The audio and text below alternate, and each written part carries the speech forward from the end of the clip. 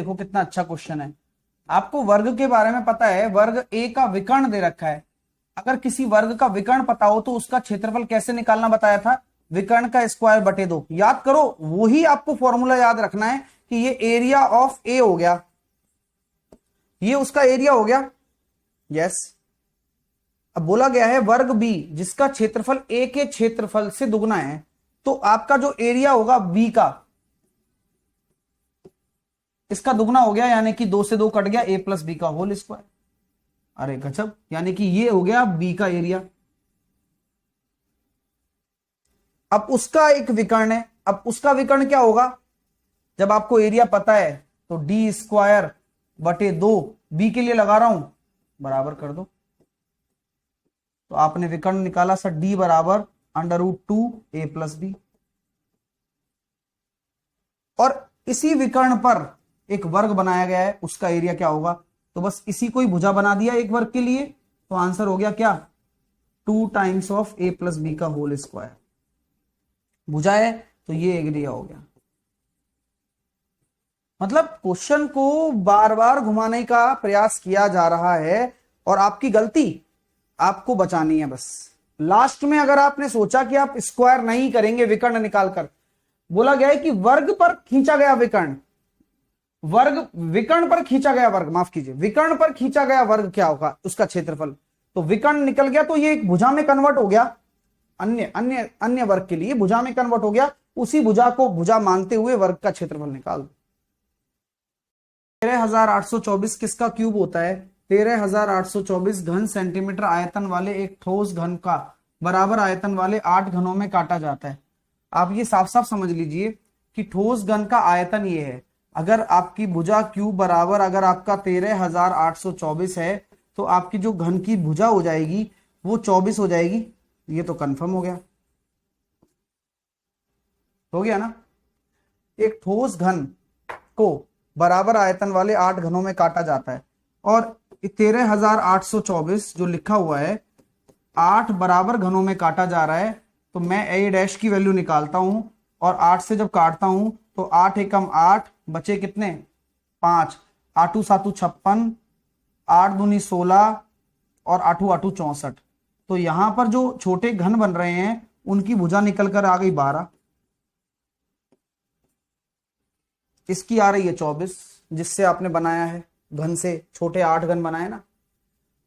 आरंभिक घन के पृष्ठीय क्षेत्रफल, यानी कि पृष्ठीय क्षेत्रफल क्या होता है, 6 इंटू भुजा स्क्वायर आरंभिक घन का, और 3 छोटे घन है, केवल 3 बोल रहा है, देख लो, 3 इंटू 6 इंटू भुजा स्क्वायर 12 इंटू 12। अनुपात बता दो। अब बता रहा हूं ना, 6 से तो 6 काटो, 12 दूनी 24, 2 और 2, तो आंसर कितना आया, 4:3। कैसा लगा बताओ। धीरे धीरे होते हैं ये क्वेश्चन, और गलत नहीं करना है आप, हम लोग स्क्वायर की थ्योरी को देख रहे हैं। जैसे ये एक स्क्वायर बना और इसकी भुजा ए है, तो ये a√2 होती है। अगर एरिया तो भुजा का स्क्वायर, डायगोनल तो a√2। सबको ये बात पहले से मालूम है। फिर समझो, अगर कोई एक स्क्वायर है जिसकी भुजा ए है, ऐसे करके, ऐसे कैसे समझो, जैसे ये चीज है तो ऐसे करके, समझ गए ना, ये चीज बना तो वो चीज ऐसे करके यहां पर बन रही है। ठीक है, जैसे यहां पर सर्कल बन गया ना मेरे भाई, आप देखो, आप गौर से, ये चीज बन गया। ठीक है, सही से देखो, इसको ऐसे देखो, तो कहीं ना कहीं जब ऐसे करके और फिर इधर साइड से करके, तो ऐसे करके एक सर्कल बन रहा है यहां, ये। अगर स्क्वायर की भुजा ए है तो इस सर्कल का एरिया 3/8 ए हो जाएगा। कितना हो जाएगा, 3/8 ए हो जाएगा। बात को प्यार से समझो। और यहां पर सर्कल बनना है तो इसका जो, सॉरी, ये 3/8 रेडियस हो जाएगा। अगर इसकी रेडियस की बात करें, त्रिज्या की, तो ये a/6 हो जाएगा। और कहीं ना कहीं आप देख रहे होंगे कि ये जो पेपर में, सीजीएल के पेपर में क्वेश्चन पूछा गया है, सीजीएल के पेपर में ऐसे बन रहा है, ऐसे बन रहा है, और यहां जो सर्कल बन रहा है ये वाले, इसका जो रेडियस होगा वो a/16 हो जाएगा। बात समझ गए? इसको भी तैयार कीजिए। फिर हम आते हैं, जैसे ट्रायंगल के अंदर स्क्वायर बन जाए, जैसे ये कोई भी एनी ट्रायंगल है, इसके अंदर स्क्वायर बनता है, तो इसका स्क्वायर की भुजा बेस इंटू हाइट, नीचे बेस प्लस हाइट। अगर राइट एंगल के अंदर बन जा रहा है इस टाइप से स्क्वायर, तो x बेस a है, height a into B, a plus B. अगर राइट एंगल के अंदर कुछ ऐसा स्क्वायर बनना है जिसमें ये पोर्शन की वैल्यू a और इस पोर्शन की वैल्यू b, स्क्वायर की साइड पूछी जाए तो x बराबर अंडर रूट ए बी। जैसे राइट एंगल के अंदर ऐसा स्क्वायर बनना है और ये a और b भुजा दी जाए और ये भुजा c, तो इसको याद करो, a b c a square plus B square plus A B होता है। ठीक है, थ्योरी के लिए प्रकाश अवस्थी ऐप में देखो, वहां डेरिवेशन है। अब जैसे कोई स्क्वायर है, जैसे कोई स्क्वायर है, ये एक सेमी सर्कल बन गया, ये सेमी सर्कल, ये सेमी सर्कल, ये सेमी सर्कल बन गया, और यहां से पूरा एक सर्कल बन गया। अगर इस सैडेड पोर्शन का, जो आपको सैडेड पोर्शन दिख रहा है, उसका एरिया चाहिए तो ए स्क्वायर होता है।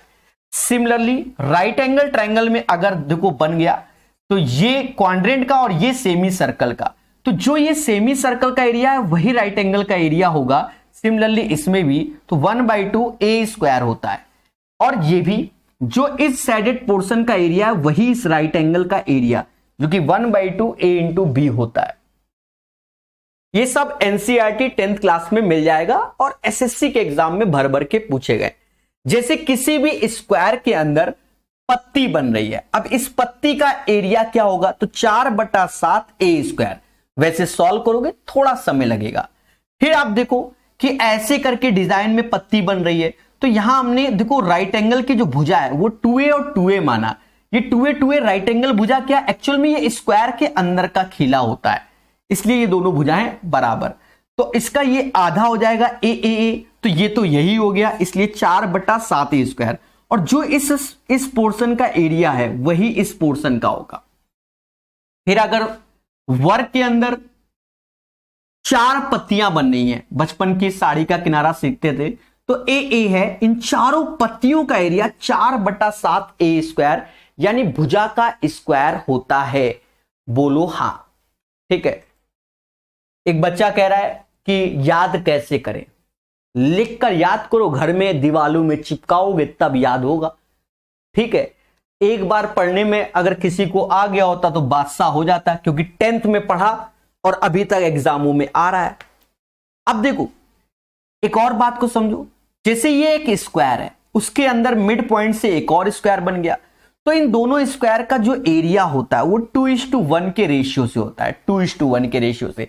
यानी अब ये समझो, स्क्वायर के अंदर स्क्वायर, स्क्वायर के अंदर स्क्वायर, स्क्वायर के अंदर, अब बड़े सबसे छुटके वाले का एरिया 1, तो उसका डबल बाहर 2, फिर उसका डबल 4, उसका डबल 8, फिर उसका डबल 16। समझ गए? और यहां पर कभी कभी खेल जाता है कि ये सर्कल बना देता है। क्या बना देता है? सर्कल बना देता है। जब सर्कल बना देता है मेरे प्यारे दोस्तों, सर्कल को हटा दो, ये ऐसे घुमा दो, तो वही चीज जैसे ये डिजाइन है वही बनता है। तो अगर इसका एरिया 4 है तो बाहर का एरिया 8, जस्ट डबल, यानी 2:1 होता है। बोलो हां। करेंगे समाप्त। देखिए अब तक हम लोग क्या कर रहे थे, बड़ा पावर से हम लोग पकड़ पा रहे थे। इस बार देखते हैं, इस बार काफी करीबी मामला है। करीबी मामला देखिए कैसे है, यहां पे बेस जितना है उससे एक ज्यादा बेस इसका है। ठीक है, इस दोनों में तुलना करना है कि बड़ा कौन है। तो यहां जितना बेस है उससे एक ज्यादा बेस इसका है, और पावर जितना है इससे एक कम पावर यहां पे है। मतलब अगला का बेस इससे एक ज्यादा और पावर एक कम। अब यहां तुलना मुश्किल है, तो देखिए तुलना हम लोग कैसे करेंगे। अभी जो मेथड हमने आपको बताया वही इसका भी आंसर होगा। पावर ज्यादा किसका है, क्योंकि पावर जो है वह बहुत इंपैक्ट डालता है संख्या के ऊपर, संख्या के वैल्यू को बहुत ज्यादा बढ़ा देता है। तो यहां पे पावर ज्यादा इसका है तो यही वैल्यू बड़ा होगा। आइए हम कंपैरिजन करके बताते हैं। बिल्कुल सेम टाइप का संख्या, 1000 का पावर 1000, तो हम ऐसे लिख सकते हैं 3 का पावर 3, बेस और पावर बराबर। अब अगला का क्या होना चाहिए, अगला का बेस एक ज्यादा, तो 3 है तो अगला का बेस कितना 4, और पावर एक कम, 3 है तो कितना 3 है तो 2। गौर से देखिए बिल्कुल इसी टाइप का संख्या आपको यह भी है, छोटा संख्या बट इसी टाइप का संख्या है। जितना बेस उतना पावर, तो 3 का पावर 3। अब अगला का बेस एक ज्यादा, 1000, 1001 एक ज्यादा, पावर एक कम, 1999 पावर एक कम। कंपेयर करिए वैल्यू कौन सा बड़ा है। 3 का पावर क्यूब 3 का क्यूब कितना हो जाएगा 27, और 4 का क्यूब क्या होगा, 4 का स्क्वायर क्या होगा, 4 का स्क्वायर 16। 27 और 16 में से बड़ा कौन है, यही बड़ा है, यानी जिसका बेस और पावर बराबर है वही वैल्यू क्या है आपका, वही वैल्यू बड़ा है। और भी कोई ले लेते हैं संख्या, देखिए यहाँ पे ना है, अब तक 2 3 4 5 6 था, इस बार 100 के फॉर्म में आ गया। तो जब इस फॉर्म में आए तो डायरेक्ट देख लीजिए तरीका क्या है ना, क्वेश्चन का रेंज आप पहचानिए। डायरेक्ट तरीका क्या है कि जिसका पावर बड़ा होगा वही आंसर, वही बड़ा होगा। तो पावर बड़ा देख लीजिए किसका है, 300 है और यहाँ 200 है। अधिक पावर किसका है, इसका, तो यही वैल्यू बड़ा, यानी 200 का पावर 300 आपका बड़ा हो जाएगा। आइए चेक करके हम बताते हैं, वही मेथड अपनाते हैं।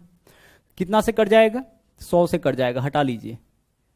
100 से काटेंगे यहाँ 3 बचेगा, 100 से काटेंगे यहाँ 2 बचेगा। अब 200 का क्यूब कितना होगा, सोचिए जरा सा, 200 का क्यूब, तो 2 का क्यूब 8, और डबल जीरो का क्यूब करेंगे तो कितना बार जीरो होगा, 6 बार जीरो होगा, ठीक है, 6 बार जीरो हो जाएगा। और 300 का स्क्वायर, तो 3 का स्क्वायर 9, और डबल जीरो का स्क्वायर करेंगे तो जीरो कितना बार होगा, 4 बार। 200 का क्यूब मतलब 200 गुने 200 गुने 200, 200 गुने 200 गुने 200 कितना बार, 3 बार। तो 2 गुने 2 गुने 2 8 हो जाएगा, और डबल जीरो का क्यूब करेंगे तो 6 बार जीरो आ जाएगा। अब देखिए यहां पे यह संख्या जो है वह बड़ा है और यह संख्या क्या है, छोटा है। आप इसको सीधे 2 का क्यूब करके मत छोड़िएगा, 200 का क्यूब करना है।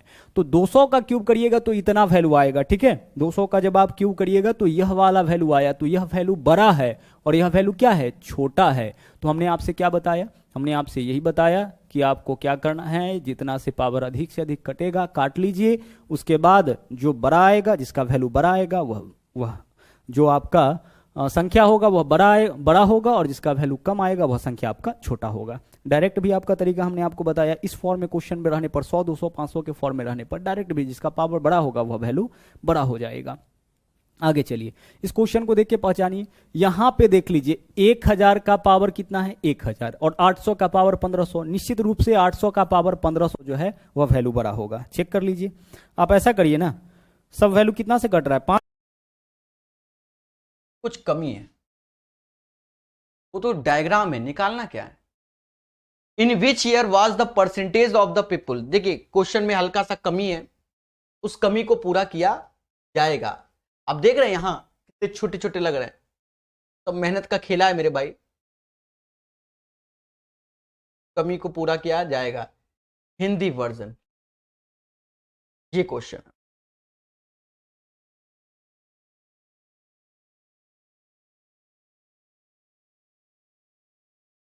क्वेश्चन कहता है किस वर्ष के दौरान टिकट बुक करने वाले व्यक्तियों की तुलना में यात्रा करने वाले व्यक्तियों की संख्या का प्रतिशत सर्वाधिक था, ये बोला गया।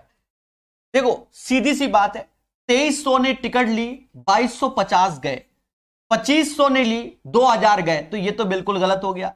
3200 ने 3100 का अंतर है, हटा दो, क्योंकि 2300 में 2250 जा रहे हैं।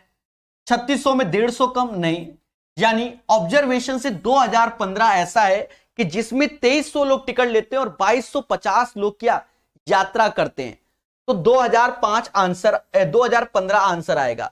बाकी जो बहुत टैलेंटेड बच्चे हैं वो क्या करेंगे, दोनों का अंतर, टिकट बुक करने वाले व्यक्ति और यात्रा में कह रहा सर्वाधिक, तो वो करेंगे 2250 बटा 2300, उनके पास समय है।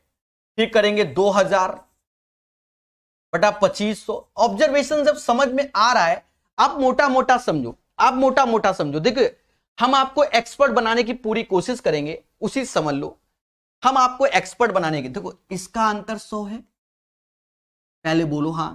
इसका अंतर 150 है, बोलो हां। इसका अंतर 500 है।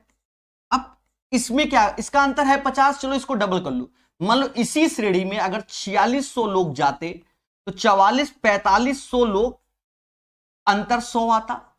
अब आप मोटा मोटा देखो, इसी 2015 की बात करो, अगर 4600 जाते तो 4500, तो अंतर 100, बाकी में आप देख लो।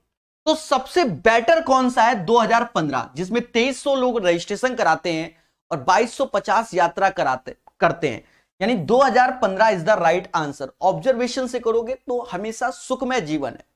बात करेंगे दोस्तों, ये कोऑर्डिनेट का क्वेश्चन है, इसको हम पहले समझा देते हैं, आप एक बार में समझ जाएंगे। जैसे x अपॉन ए प्लस वाई अपॉन बी बराबर 1, तो ये a इंटरसेप्ट होता है, ये b इंटरसेप्ट होता है। वैसे यहां एक्स वाई जेड है, जैसे मान लो कहीं लिखा है 2x प्लस 3y बराबर 6, और हमसे कहते ए क्या होगा, तो 6 में 2 का भाग दोगे 3, और 6 में 3 का भाग दोगे 2 होगा, समझ गए। तो वैसे ही इसको भी हम लोग डायरेक्ट कर सकते हैं, ये 3 वाला है एक्स वाई जेड वाला, इंटरसेप्ट ही हमारा एक तरीके से है कोऑर्डिनेट एक्सेस में। तो देखो यहां अगर एक्सपर्ट हो बच्चा तो एक्स मालूम चला, हमें ए का मान चाहिए ABC, 3 से भाग दोगे तो ये 2 आएगा, बी चाहिए -4 से भाग दोगे तो -3/2 आएगा, और सी चाहिए तो -2 से भाग दोगे 3, यानी 2 -3/2 मतलब 2 -3/2 -3 होगा क्वेश्चन नंबर 10 का आंसर। क्वेश्चन -2,5 और 1,3 से होकर गुजरने वाली सरल रेखा का समीकरण क्या होगा। सभी जानते हैं कि y minus y1 y2 minus y1 upon x2 minus x1 और x माइनस x1 ये फॉर्मूला होता है। दोस्तों यहां आप लगाएंगे जब फॉर्मूले में वैल्यू, तो आप देखेंगे y1 की वैल्यू -5 है, तो माइनस क्या हो जाएगा, y1 की वैल्यू 5 है, यहां रखोगे तो y माइनस 5 हो जाएगा, y2 3 माइनस का 5 1 माइनस माइनस प्लस और x प्लस 2 हो जाएगा। इसको सॉल्व कर डालो, आपका आंसर आ जाएगा। ये 3 का यहां गुणा होगा यानी 3y, 5 × 15 -2 का इधर होगा तो माइनस का 2x और माइनस का 4, इधर आएगा प्लस का 2x हो जाएगा, प्लस का 3y और माइनस का 4, तो माइनस का 11 = 0। ये इस क्वेश्चन का आंसर होगा। रुपए की वृद्धि होती है, जो कर अपनी आय पर देना होता है वह आयकर 20% से घटकर 16% हो जाता है, लेकिन टैक्स की राशि समान है। देखो अभी भी जो है ना पूर्व के समान ही टैक्स दे रहा है, भुगतान सेम है। अगर टैक्स सेम है यानी कि जो 20% की रेट है वो 16% हो गई। अभी मैंने बताया रेशो क्या हो जाएगा, 4 × 5 = 20, 4 × 16, ये टैक्स रेट का रेशो है, टैक्स का रेशो है। तो इनकम का रेशो क्या होगा, इनवर्स हो जाता है, क्योंकि 2 लाख की वृद्धि हो गई। तो ये हो गया 8 लाख और ये हो गया 10 लाख। तो बड़ी हुई कितनी है भाई, 10 लाख। ऑप्शन व्यक्ति की वार्षिक आय में 5 लाख की वृद्धि होती है, लेकिन उसके द्वारा आय पर दिया जाने वाला कर 12% से घटकर 10% हो जाता है, और 10,000 रुपये अधिक देना पड़ा टैक्स आपको 5 लाख रुपए की वृद्धि होने पर। यानी कि पहले ये था, अब आयकर ज्यादा जा रहा है, वार्षिक आय में 5 लाख की वृद्धि हो गई सर।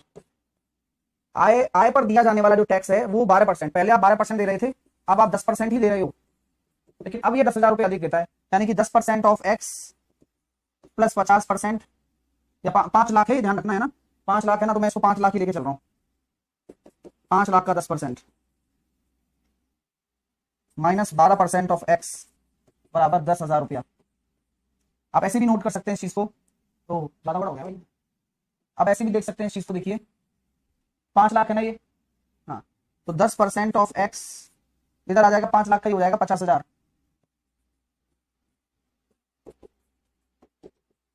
सही है क्या, x बराबर कितना आ गया, 2 लाख।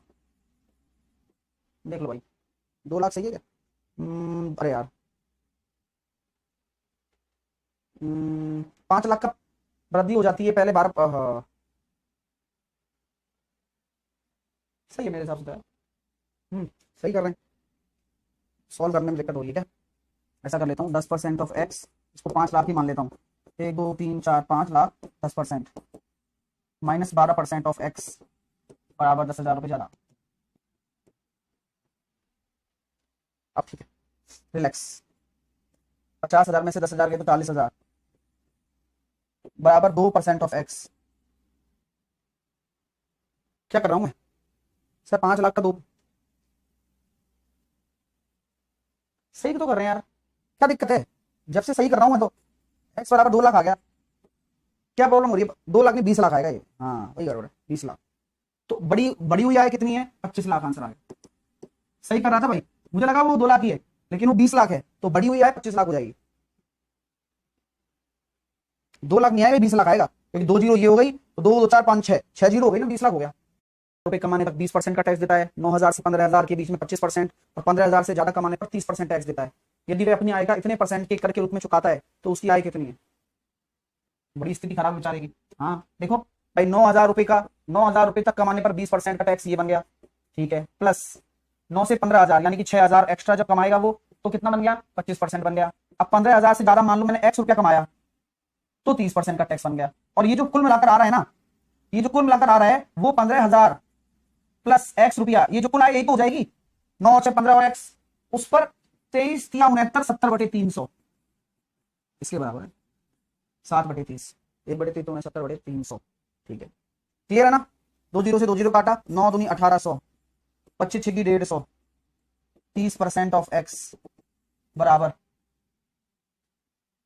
हाँ 15,000 इंटू 7/30 प्लस 7x/30, 0 से 0 काटा, 3 से काटा 500 बार, 3500, और ये हो गया कितना 3300, 200, और 30% ऑफ x या 3/10 लिख दो माइनस 7/30 लिख दो इंटू x बराबर 200, और ये हो जाएगा 3 से गुणा कर दिया तो 2/30, 2x/30 बराबर 200, x बराबर आ गया 300, बस 300 क्यों आएगा, 3,000 आएगा, भाई कहूँ 3,000। तो आंसर कितना आ जाएगा सर? उसकी आय कितनी थी, 18,000 रुपया। कैसा लगा प्रश्न? हाँ संजू कह रहा है भाई सर मुझे ये क्वेश्चन नहीं बनते हैं। हाँ तो जब भी आपको ये क्वेश्चन पढ़ाए गए होंगे तब आपका ध्यान ही नहीं होगा, जैसे कि अब भी नहीं है तो आगे भी नहीं बन पाएंगे। तो आप अपनी पीढ़ी दर पीढ़ी आगे बढ़ते जा रहे हो, आपको टेंशन ही नहीं है। अब समझने का वक्त है तब समझेंगे नहीं, वृद्धि हो गई और आपकी शुद्ध आय 3% की कमी आ गई। तो जब कमी बोला गया तो क्या मैं ये कह सकता हूँ 17% टैक्स की वजह से, जितना 17% टैक्स में वृद्धि हुई उतनी ही 3% की नेट इनकम में कमी के बराबर है। हाँ सर कमी लिखा हुआ है, अभी तो ऐसे लिख दिया, जितनी वृद्धि उतनी कमी के बराबर है। तो टैक्स और नेट इनकम का जो अनुपात आ गया वो आ गया 3/17। आपसे पूछ लीजिए कि आयकर की दर बताओ, तो आयकर रेट क्या होती है, टैक्स रेट होती है 3/20। 20 क्यों आ गया, यानी 15% आपकी रेट आ गई। 20 क्यों आ गया, तो कोई आपके पास पूंजी है, आपकी टैक्स रेट बढ़ गई तो आपका क्या घट जाएगा, ये टैक्स रेट, टैक्स अगर आपका बढ़ गया मान लो, तो टैक्स अगर आपका बढ़ गया तो आपका क्या घटेगा, तो जो ये टैक्स होता है ये आपकी जो नेट इनकम होती है उस पर प्रभावी होता है। जितना ज्यादा टैक्स आप पे करोगे आपकी शुद्ध आय उतनी कम होती चली जाएगी। तो जो टैक्स होता है वो नेट इनकम के इनवर्सली प्रोपोर्शनल होता है, क्योंकि जितना ज्यादा, समझ में आगे बात आ जाइए। तो एक होता है percentage tax rate, tax rate, आयकर, इनकम टैक्स रेट, आयकर दर क्या होगी बताओ, आयकर की दर क्या होगी, आयकर की दो दर होती है, वो होती है टैक्स बटे टोटल इनकम, या उसको ग्रोस इनकम भी हम बोलते हैं इंटू 100। आयकर की जो दर होगी वो होगी टैक्स बटे टोटल इनकम, या कहूं तो ग्रोस। कर्ण का आधा हो जाएगा। कोई भी समकोण त्रिभुज में माध्यिका की लंबाई जो होती है, अच्छा वो माध्यिका जो समकोण वाली शीर्ष से खींची गई है वही, ये समकोण वाली शीर्ष से खींची गई, और ये अगर माध्यिका है, ठीक है ना, माध्यिका है तो कर्ण का आधा हो जाएगा। अगर ये कर्ण है तो ये वाली समकोण शीर्ष से खींची गई माध्यिका जो है वो कर्ण का आधा हो जाएगा, कर्ण का आधा। अगर मान लीजिए कि ये 6 सेंटीमीटर या 8 सेंटीमीटर और ये है 10 सेंटीमीटर, तो बस 10 का आधा कितना, 5, ये हो जाएगा। आप निकाल के देख सकते हैं। लेकिन माध्यिका खींच दिया और इसको बोला कि ये डी पर मिला, ठीक ना, माध्यिका। तो माध्यिका का काम है कि सामने वाली भुजा को 2 बराबर भाग में बांट देना, मतलब इधर जितना है उतना ही इधर है, ठीक है ना। तो माध्यिका बीडी, माध्यिका यहाँ पर कौन, बी डी। तो माध्यिका जो बीडी है इसकी लंबाई क्या होगी, तो इसकी लंबाई निकालने के लिए फॉर्मूला कहता है कि 1/2 रूट अंदर, ये बाहर 1/2 रूट के अंदर क्या लिखना है सुन लीजिए, इसको निकालना है ना, इसको निकालना है। तो जिस माध्यिका को आपको निकालना, अच्छा माध्यिका यहाँ से भी खींचा जा सकता है, तो ई माध्यिका को निकालना है तो ई वाली भुजा के वर्ग करके घटाइए, यानी आपकी ये भुजा क्या है, आपका ये कर्ण है, और ये भुजा क्या है, मान लीजिए आधार है, और ये भुजा क्या है, लंब है, ठीक है ना। तो कर्ण के वर्ग को वर्ग करके घटाना है, लेकिन बाकी सब के आपको लिखना है दुगना करके वर्ग, 2p², यानी लंब के स्क्वायर का दुगना प्लस आधार के स्क्वायर का दुगना, यानी कि 2b², और इसको घटा देना। कहने का मेरा मतलब ये है कि जो माध्यिका आपको निकालना है, ठीक है ना, ये माध्यिका निकालना है, तो ये जहां पर दिया है इसी भुजा के नहीं माध्यिका है, तो इसको वर्ग करके सीधे घटाना है, और बाकी को क्या करना है, बाकी को करना है इसका वर्ग करके दुगना, इसका वर्ग करके दुगना और जोड़ना है। अब मान लीजिए कि मैं यहां से माध्यिका खींच दूं, ये माध्यिका आएगा और इनको बराबर भाग में बांट देगा, मतलब यहां से यहां तक जितनी उतनी यहां से यहां तक। तो इस भुजा को कौन माध्यिका बांटा, ये वाला बांटा, और इसका नाम दे देते हैं, मान लीजिए कि ए बी सी डी हो गया है, ए ई दे देते हैं, ठीक। तो ए ई की अगर निकालनी है, ए ई की लंबाई कितनी होगी, तो 1/2 रूट अंदर। दोस्तों हमें इसकी निकालनी है ना, ये किस पर आई है, इस पर, तो इसको घटाएंगे, यानी BC यानी आधार को घटाएंगे, इसको घटाएंगे, अब बाकी इसको तो घटा दिया, और इसको दुगुना करके ऊपर करेंगे और जोड़ लेंगे, यानी 2 गुना लंब के स्क्वायर और जोड़ 2 गुना वो कर्ण का स्क्वायर। बस ये काम आप कर देते हैं तो आपको निकल जाएगा ये वाला।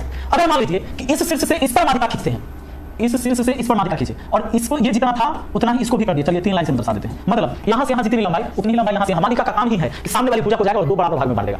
अब आपको इसका निकालना है ना, मतलब इस भुजा की माध्यिका यही है, क्योंकि इस भुजा को 2 बराबर भाग में ये बांटा है, और इसका ABCDE तक हो गया, इसको F, यानी CF माध्यिका, तो 1/2 रूट अंडर। अब सुनिए ये माध्यिका किसको कटा है, इसी को ना, तो ये वाला घटेगा, ये भुजा क्या है, लंब है, लंब है यहाँ पर, तो लंब है तो इसको वर्ग करके घटाएंगे, लंब का घटा दिए, बाकी दोनों क्या हो गया, कर्ण कर्ण का स्क्वायर करके दुगना, आधार के स्क्वायर करके दुगना, आधार के स्क्वायर करके दुगना, अब इसको घटा देना। सिंपल सा बात आपको याद हो गया होगा कि जिस माध्यिका को निकालना है तो ये माध्यिका इसका है ना, इसी को दो भाग में बटा तो ई घटेगा, बाकी सब के वर्ग होकर दुगना होगा, बाहर में 1/2 है ना, रूट अंदर ऐसे देना। तो मुझे लगता है कि ये चीज आपको बिल्कुल याद हो गया होगा कि जो माध्यिका निकाल रहे थे उसकी भुजा, ये माध्यिका निकाले थे, ये माध्यिका इस तरह का, ये घटा था, ये घटा था, यानी बीडी जब निकाले थे, बीडी को निकाले थे तो घटा कौन था, ये वाली भुजा, ये कर्ण थी, कर्ण का वर्ग घटा था, बाकी दोनों के वर्ग का दुगना करके जोड़ लिए थे, है ना, रूट लगाना है, बाहर में 1/2 लिखना है। तो ये फॉर्मूला आपको याद हो गया होगा। दोस्तों एक बात बताइए, आप जानते हैं कि अगर कोई समकोण त्रिभुज है, ठीक है ना, समकोण त्रिभुज है, चलिए ओहो चलिए अब देखो, अब ये ग्राफ वाला क्वेश्चन है, इसमें पेशेंस रखना है। कहता नीचे दिया बार ग्राफ 4 वर्षों के दौरान भारत से निर्यात हुए बड़े बड़े ना, क्वेश्चन तो है ही नहीं, तो क्वेश्चन है नहीं। अच्छा प्रश्न का उत्तर दे, यहां प्रश्न ही नहीं है। अच्छा किस वर्ष में है in which year the value of container was the minimum, किस वर्ष में प्रति कंटेनर मूल्य न्यूनतम था, प्रति कंटेनर मूल्य न्यूनतम था, क्वांटिटी और वैल्यू। अच्छा क्वांटिटी और वैल्यू मतलब प्रति कंटेनर मूल्य न्यूनतम था, यानी 400 कंटेनर थे 340 के हिसाब से, 280 थे 270, 350 थे 280, 450 थे 350। तो इसमें न्यूनतम यानी मिनिमम कैसे निकालेंगे, तो मिनिमम वैल्यू अपॉन क्वांटिटी से निकलेगा। अब वैल्यू 340 है, समझ रहे ना, प्राइस जैसे ये 400, 270 अपॉन, अभी रहना प्रकाश कला चलेगा मार्केट में और क्या वही चलेगा, 280 अपॉन 350, अंधी बताऊंगा नहीं, 350 अपॉन 450, बोलो हाँ। अब प्यार से देखना, प्यार से देखो, एक चीज समझो, ये 17/20 हो गया, खुल के बोलो समाज में, ये 27/28 कटेगा नहीं, ये कटेगा 4/5, ये भी कटेगा 7/9। कहते हैं इसका अंतर 2 है, इसका अंतर 1 है, इसका अंतर 1 है, इसका अंतर 3 है, तो 3 1 1 2 का एलसीएम 6 होता है। कितना होता है 6। तो 3 में किसका गुणा करें 6 हो जाए, तो 2 का गुणा करोगे, 1 में किसका करेंगे तो 6 का करेंगे, 1 में किसका करेंगे 6 का करेंगे, और 2 में किसका करेंगे 3 का करेंगे, यानी ये 21 हुआ, ये 24 हुआ, 27 छक्का बहुत होता है, 17 दूनी 34 होता है। तो हमसे कह रहा मिनिमम कौन सा होगा, तो 21 वाला होगा, 7/9, यानी आंसर इसका 4th वाला आएगा। समझ गए, ये यही तरीका है। मैं चाहता तो आपको लॉलीपॉप देके ऐसे बोल, वही तरीका सर, 72 इंटू एक्स व्यक्ति है मान लिया, बेहतर एवरेज आपका 66.6 किलोग्राम के क्या हो रहे हैं सर, सम्मिलित हो रहे हैं, तो 66.6 इंटू 5 कर लिया, और 75 किलोग्राम के 13 छोड़ रहे हैं, 13 इंटू 75 छोड़ गए। अब नीचे क्या हिसाब आ रहा है, हिसाब आ रहा है सर एक्स लोग हैं, 5 आए 13 चले गए। अब एवरेज को क्या हुआ है, एवरेज कितना कम हो जाता है, कम किसी को होगा कम, यानी कि ये हो जाएगा कितना 70.35, कम कर दिया। चलो कैलकुलेशन तो है, वो तो है, मैं क्या करूं, तो यहाँ सर आप ऐसे कर रहे हो, तो 72x और 6 पंजे 30 का 0 कैरी आया 3, 6 पंजे 3 और 3 33, 6 पंजे 3 और 3 30 35 333 माइनस 13 पंजे 65, 13 7 21 में और 6 7 में बटे क्या उधर ले जाओ, ये हो गया सर x माइनस 8, तो 70.35 minus into x minus 70.35 into 8, तुरंत गुणा कर दिया करो, समान नहीं देखो 8 ये 24 और 28 856 562.80, और ये डिफरेंस आएगा 1.65x, 5 में से 3 गया तो 2 और 7 में से 3 गया तो 4, 642, और ये इधर चले जाएंगे माइनस में हो, तो 642 में से आप घटा दीजिए 562.80, कितना है 642 में से आप घटाएंगे ये आ जाएगा 79.2, कटेगा भी फिर 165 से 48 बार। बहुत तगड़ा क्वेश्चन आता है देखो। हाँ भाई चलो मान लो पेपर में आपको ये क्वेश्चन आ गया, ये लगता है देखो, नाव की जो धारा है, एक नाव की जो धारा की अनुकूल गति है धारा की प्रतिकूल गति से 150% ज्यादा है, यानी कि धारा की प्रतिकूल गति से 150% ज्यादा है, 150% ज्यादा है, 150% ज्यादा यानी कि 5/2। पी और यू का मान कितना हो गया 5 और 2 7, और 5 में से 2 गया तो 3। नाव को धारा के अनुकूल 80 किलोमीटर और धारा के प्रतिकूल 50 किलोमीटर, तो 10x, धारा के प्रतिकूल 50 किलोमीटर 4x, कितना समय लगता है। सॉल्व कर लेता हूँ, 40 वाली ले लो, ये 20 ले लो, 160 और 250, 410 हो गया ना, आ रहा है ना मजा, ये होती है कैलकुलेशन यार। देखो अच्छे क्वेश्चन करके जाओ, पेपर अच्छा होगा अपने आप ही। 2 बार काट लो, 41 से काट के 2 बार, 2 पंजे 10, x बराबर आ गया 5/2। अब धारा के अनुकूल गति पूछ ली है, तो 10 इंटू 5/2, अच्छे आंसर है धारा के अनुकूल। किलोग्राम 50 रुपए के हिसाब से, 35 किलोग्राम 40 के हिसाब से, और इन खर्चों पर इतना लग गया, और तीनों को मिला दिया और इस हिसाब से बेच दिया, तो लाभ बताओ। अब जीएसएम लगा सकते हो आप, कैसे सर, देखो 20 किलोग्राम एक है, 25 किलोग्राम एक है, और 35 किलोग्राम एक है, रेशो निकालो 5 के 20 25 5 35, इसको मिल रहा है 45 रुपए के भाव में, ये मिल रहा है 50 रुपए के भाव में, और ये मिल रहा है 40 रुपए के भाव में। जीएसएम मिलिए 40, 5 आता है 5 के 20, 10 पंजे 50, और बस प्रत्येक कटेगी तो 7 और 5 12 और 4 16, तो ये आ रहा है सर 40 प्लस 70/16, 40 प्लस 35/8, ठीक है ठीक है। और अन्य खर्चों पर इतना भी हो गया ना, 450 रुपए का क्या हिसाब है। ठीक ठीक ठीक। कोई दिक्कत नहीं है, मैं ऐसे कर लेता हूँ, मैं ऐसे कर लेता हूँ। 8 की 32, 320, 335/8 कर लूँ, 320 है ना, 320, तो ये हो जाएगा 355/8। ये मेरा औसत खटा है, मतलब औसत क्रय मूल्य है, और क्वांटिटी कितनी है 9 और 7 16, यानी कि कुल मिलाकर आपने अगर खटा देख रहे हो तो 710, और उसमें आपने क्या किया 52.5 को भी 450 को भी जोड़ दिया है, यानी कि आपका खर्चा आ रहा है सर 1160। ये क्रय मूल्य आ गया एक तरीके से देखा जाए तो। अभी अभी क्या करना है आपको, 16 का गुना इधर करना है। अभी देखते हैं क्या हो रहा है। तो 52.5 इंटू 16, 16 पंजे 80, 16 दूनी 32 और 8 40, 16 पंजे 80 84, ऐसा कुछ आ रहा है क्या? हाँ नहीं, मुझे लाभ हो रहा है। हाँ बताओ क्या गड़बड़ हुई है? 4000 यहाँ मैंने ऐसा कर दिया, रायते में लगे सर। चलो इसको पूरा मिटाता हूँ और दूसरा तरीका देखता हूँ। दूसरा तरीका भी है क्या? हाँ मेरे को दूसरा तरीका दिमाग में आ गया, इससे ज्यादा आसान कैलकुलेशन हो जाएगी। सर क्या है नॉर्मल वाला? सर 20 किलोग्राम 45 के हिसाब से ले लो, ज्यादा बेटर रहेगा। यही होता है, कभी कभी फंस जाते हैं तो वापस भी लौट जाएगा।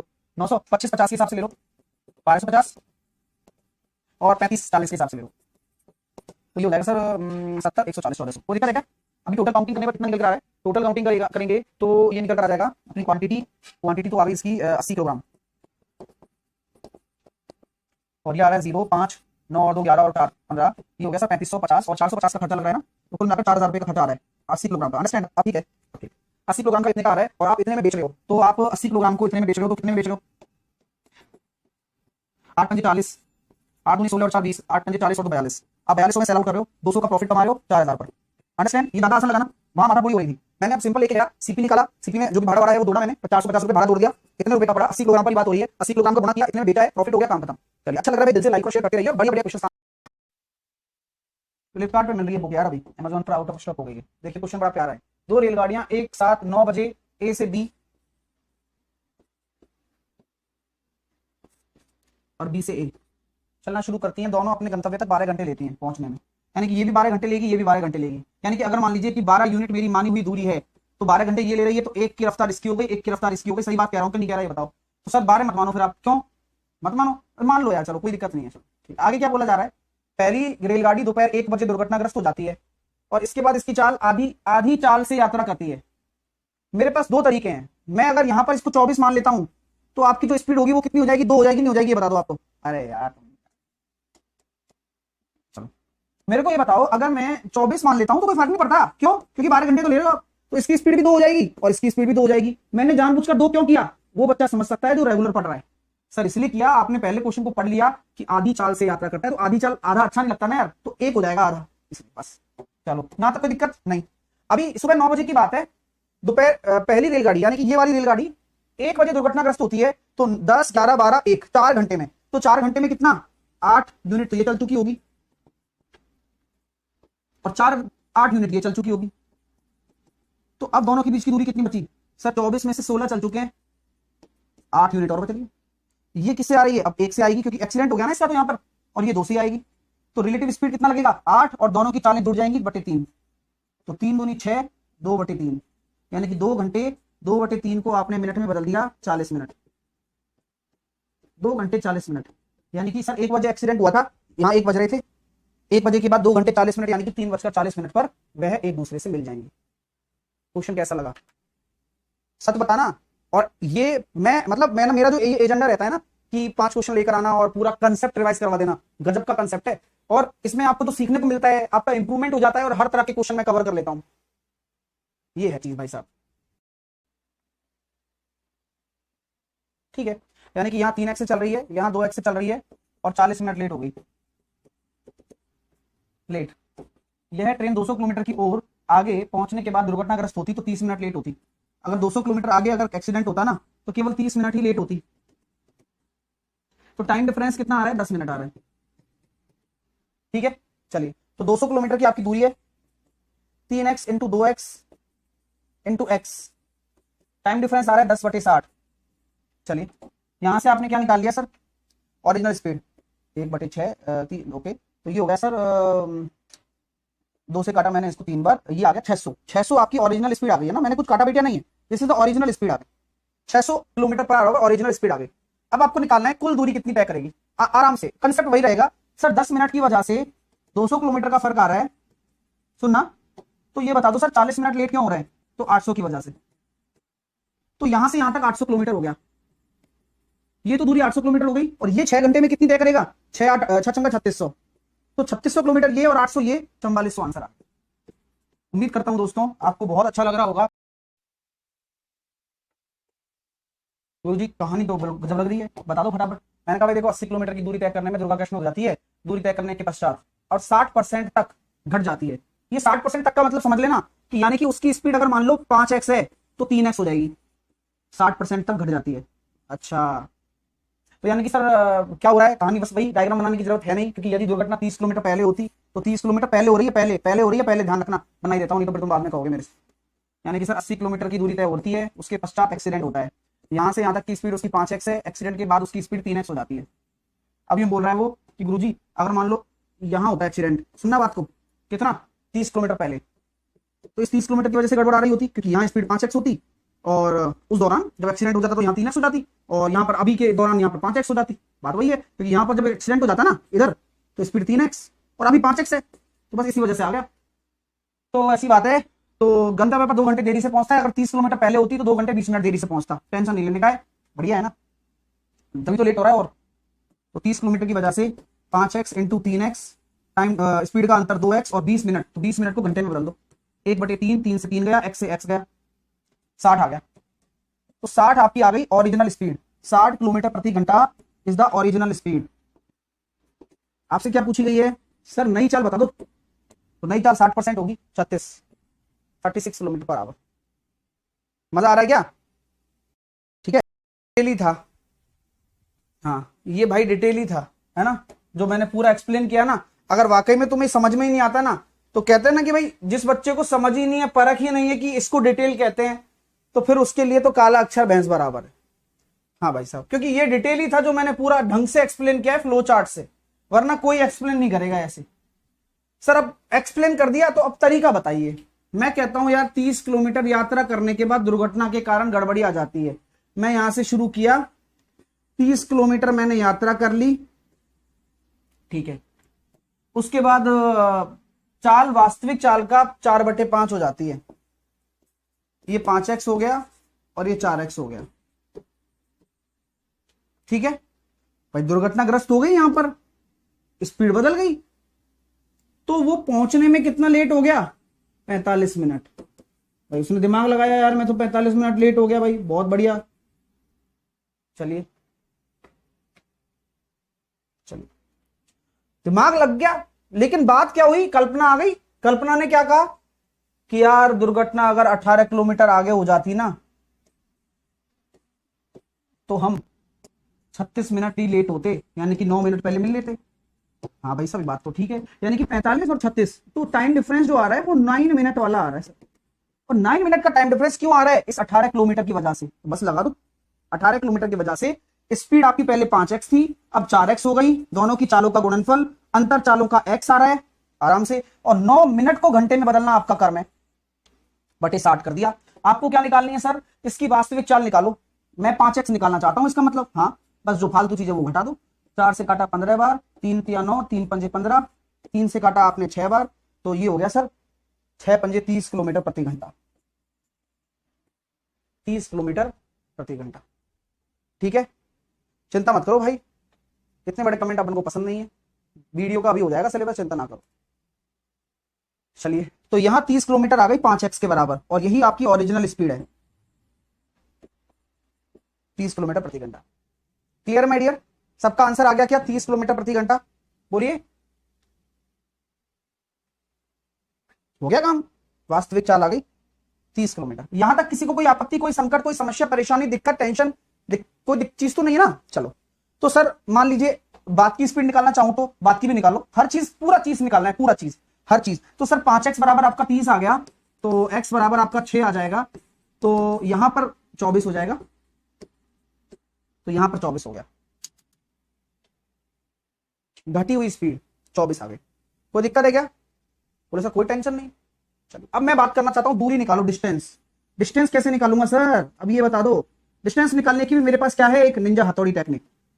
तो टेक्निक देखिएगा, आप मुझे बताइए इस 9 मिनट के टाइम डिफरेंस की वजह से, ये 9 मिनट का जो टाइम डिफरेंस आया, ये क्यों आया, कितनी दूरी पर आया ये? बोले सर 18 किलोमीटर पर आया है। आप 18 किलोमीटर बाद अगर एक्सीडेंट करते तो 9 मिनट का फर्क आ रहा है। आप अगर 18 किलोमीटर बाद एक्सीडेंट करते तो 9 मिनट का फर्क आ रहा है, यानी कि 9 मिनट का फर्क आ रहा है 18 किलोमीटर दूरी पर एक्सीडेंट होने पर। 1 मिनट लेट होते आप 2 किलोमीटर की दूरी पर, और एक्चुअल में कितना हो रहे हो वही वास्तविक तौर पर देख लो, यहां से यहां एक्सीडेंट होने से 45 मिनट लेट हो रहे हो ना, ऊपर वाली स्थिति ले लो तो सर 45 मिनट लेट हो रहा हूं मैं तो 90 किलोमीटर की बात आ गई, यानी कि ये जो दूरी है ना ये 90 किलोमीटर है। 30 किलोमीटर ये रहा, तो कुल तय की गई दूरी मतलब कुल दूरी कितनी हो जाएगी सोर्स और डेस्टिनेशन की, 30 प्लस 90 120। मजे आ गए क्या? वेरी गुड सर, मेंसुरेशन करवा दो। हाँ अंकुर, कौन से साल का करवाएं? और बी में निश्चित संख्या में गेंदें हैं सर। यदि 3 गेंदों को बॉक्स ए से बी तक पता नहीं ना कितनी है, मैंने मान लिया ये एक्स है और ये वाई है, तो लड़ाई कंसेप्ट नहीं लगेगा इसमें, कंसेप्ट लगेगा इसमें केवल लड़ाई गायब हो गई। 3 गेंदों को ए से बी में स्थानांतरित कर दिया जाता है तो अनुपात इतना आ जाता है, तो एक इक्वेशन ये बन गई। यदि ए से बी में दुगना स्थानांतरित किया जाता, यानी कि 6 बॉलों को स्थानांतरित किया जाता, तो अनुपात ये आता। तो 2 इक्वेशन 2 वेरिएबल निकाल लो भाई, एक्स और वाई। तो सर 3x माइनस का 9 7y प्लस का 21, 3x माइनस का 7y बराबर 30, 2x माइनस का 12 बराबर 3y प्लस का 18, 2x माइनस का 3y बराबर 30। दोनों को बराबर कर दूं मैं भाई, ये तो 30 ही आ रहा है। 21 और 9 18 और 12 बराबर ही आ रहा है क्या? सर की बुक आ गई है, बिल्कुल आ गई भाई। लड़ाई काम नहीं करेगा इसमें भाई साहब, क्या करें बताओ, बड़ा अजीब महसूस होता है, लेकिन कोई गड़बड़ झोला तो नहीं हो गया ना? ये तो ठीक लग रहा है और ऊपर वाला भी ठीक लग रहा है, दोनों को बराबर भी कर सकता हूं। 3x माइनस 7y बराबर 2x माइनस का 3y, x बराबर 4y, x और y बराबर 4:1, तो जे का बात हो गई। तो ये भी पूछ सकता है भाई, और अगर ऐसी बात है तो 4 या 12 में से 7 गए तो 5 रेशो बराबर 30, 1 रेशो बराबर 6, तो अंतर आ जाएगा कितना? 3 रेशो का अंतर है ना, तो 6 3 18 आंसर आ जाएगा 18। मजा आ रहा नहीं आ रहा? एस्टेब्लिश करना कुछ चीज घटाकर या जोड़कर तो लड़ाई कंसेप्ट लगता है। सर लगता कैसे है? आ जाइए। कहानी ये कहती है कि आपके लिए अगर मैं पहले रेशो और रेशो की लड़ाई कराता हूं, अनुपात और अनुपात की लड़ाई कराता हूं, तो क्या हो गया सर? ए डी, ध्यान से देख लेना, A D, A into D minus B into C, कर सकते हो क्या? तो ये जो कंपोनेंट आएगा, ये कंपोनेंट क्या होगा? ये रेशो ही होगा। बोलिए हाँ या ना? क्यों होगा रेशो? क्योंकि आपने अनुपात की अनुपात से लड़ाई कराई है और इस वाले हिस्से को आपने बड़ा माना है। बोलो सही कह रहा हूं गलत कह रहा हूं? बिल्कुल सही कह रहे हो, बड़ा ही तो माना है मैंने इसको गुणा करने पर, तो बराबर कर दीजिए। अब एक चीज बराबर होगी किससे? इस नीचे वाले रेशो का इस दी गई संख्या से गुणा होकर, और ध्यान इस बात का रखा जाएगा कि सी एक्स माइनस होगा डी एक्स। तो सर ये क्या कर दिया? मैंने कहा कुछ भी नहीं किया मेरे दोस्तों, कुछ भी नहीं किया। जब इस साइड ये बड़ा है तो इस साइड ये बड़ा होगा, ये निश्चित है क्या? बिल्कुल निश्चित है सर। सर घटाया क्यों? क्योंकि सेम साइन है तो हमेशा घटेगा और इधर भी घटेगा ही घटेगा। अगर मान लो सर साइन सेम है तो नेगेटिव नेगेटिव में तो कुछ फर्क नहीं पड़ेगा, नेगेटिव नेगेटिव है तो भी घटेगा, पॉजिटिव पॉजिटिव होता तो भी घटता, पॉजिटिव नेगेटिव होता तो जुड़ेगा, तो बीच में प्लस आएगा, वो बात की बात है। तो अगर मैं कहूं कि रेशो को अगर संख्या के बराबर करना है तो क्या आप डायरेक्टली भी कह सकते हैं? जी बिल्कुल। अगर ये सेम है एक्स और एक्स, तो आप कह सकते हैं अनुपातों का जो अंतर है, एक्स को कॉमन ले लो, अनुपातों के अंतर का इतना गुना बराबर होता है। ये डायरेक्ट भी काम आता है कभी कभार। ठीक है माय डियर स्टूडेंट्स, समझ में आ रही है बात आप लोगों को? भाई खींच के लाइक शेयर कर देना, मैं बता रहा हूं आप लोग। हाँ क्लियर है? चलिए अब अगला कॉन्सेप्ट ये है भाई, मान लो ए अनुपात बी है और आपने प्लस एक्स कर दिया और सी अनुपात डी मान लिया, तो क्या करोगे? केस वही है, केस क्या है? वही है। लड़ाई कैसे करनी है? एडी और बीसी, एडी माइनस का बीसी, ये आएगा रेशो।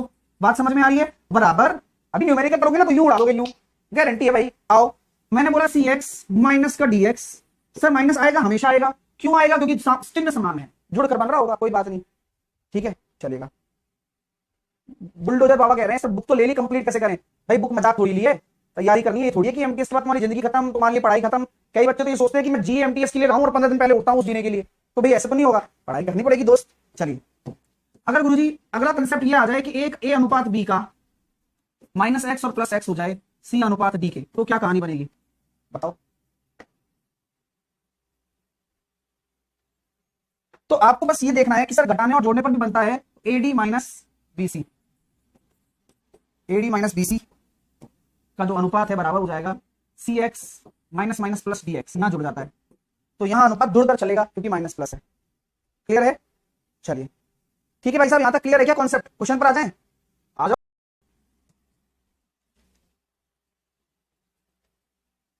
चलिए, एक सेना की चयन प्रक्रिया में चयनित अचयनित उम्मीदवारों की संख्या, देखो चयनित क्या होता है? सेलेक्टेड, और ये अनसेलेक्टेड, तो टोटल भी तो होंगे। तो चयनित अगर 3 है, अनसेलेक्टेड अगर 1 है, तो टोटल आपके 4 हो गए। बोलिए भाई, तगड़ा कॉन्सेप्ट है। चलिए, रोज नई चीज सीख के आता है। 180 कम उम्मीदवारों ने आवेदन किया, 180 कम उम्मीदवारों ने आवेदन किया सर, कोई दिक्कत? और 90 कम चयनित हुए। ठीक है, तो चयनित अचयनित का अनुपात ये हो जाता है 5:1। आप बस मुझे बता दो कि लड़ाई कंसेप्ट किस किस में लगाओगे आप, कौन से डेटा में लगाओगे आप? तो मैं लगाऊंगा एसटी में। तो 6 या 18, 5 चौके 20, तो 2 रेशो बराबर 9 छकी 54, 18 पंजे 90, तो 900 में से 9 छकी 54, 18 पंजे 900 में से 540 घटा दो, तो 2 बराबर 100, 360, 1 बराबर 180। तो कितने उम्मीदवार ने आवेदन किया था? 4 रेशो, 18 चौके 72, 720। क्वेश्चन कैसा लगा? मजा आ गया हो? PAQ लघु चाप AB पर एक बिंदु R है, BAQ बराबर 70 डिग्री है, AR भी बता दो, ये वाला क्या होगा? बताओ भाई। मैं आपसे कहता हूं कि मान लीजिए ये आपकी त्रिज्या है, तो ये 90 डिग्री हो जाता है, तो ये हो गया 20, ये भी 20 क्योंकि त्रिज्या त्रिज्या बराबर, ये 20 और 20 40, तो ये हो गया 140, तो ये हो गया आपका कितना? 70, क्योंकि आधा होगा, ये 70 है, तो ये कितना हो जाएगा? 110। चक्रीय चतुर्भुज। यार ये गारंटी बोल रहा हूं, ये पेपर में नहीं आया ना तो फिर मेरे से कहना आप, ये वाला हिस्सा आएगा केवल, ये तो लेटेस्ट है, चलो कोई दिक्कत नहीं है। अभी मैंने इस कॉट को किस में कन्वर्ट कर दिया? कॉस अपॉन साइन में। कॉस अपॉन साइन में करूंगा तो यहां हो जाएगा सर साइन इंटू कॉस, कोई बात नहीं क्योंकि नीचे साइन आ जाएगा। इसी प्रकार यहां पर भी मैंने कॉस अपॉन साइन में, तो ये हो जाएगा साइन माइनस में साइन इंटू कॉस, ऊपर से मैं कॉस कॉमन ले रहा हूं, तो ये हो जाएगा सर 1 प्लस साइन और 1 माइनस साइन। अब ये कहानी तो आपने पढ़ी है पहले भी, क्या करोगे? रैशनलाइजेशन, परिमेयकरण। 1 प्लस साइन का ऊपर नीचे गुणा कर दिया, ऊपर तो आ गया sir 1 plus sine square, theta का रूट निकलेंगे तो 1 प्लस साइन, नीचे कॉस, तो ये कितना हो जाएगा सर? 2 तो बाहर माइनस है, नीचे माइनस हो जाएगा, तो ये हो जाएगा सेक और माइनस का tan, दोनों ही माइनस में, तो 2 minus sec minus tan। a बराबर तो √2 है और b बराबर √3 है।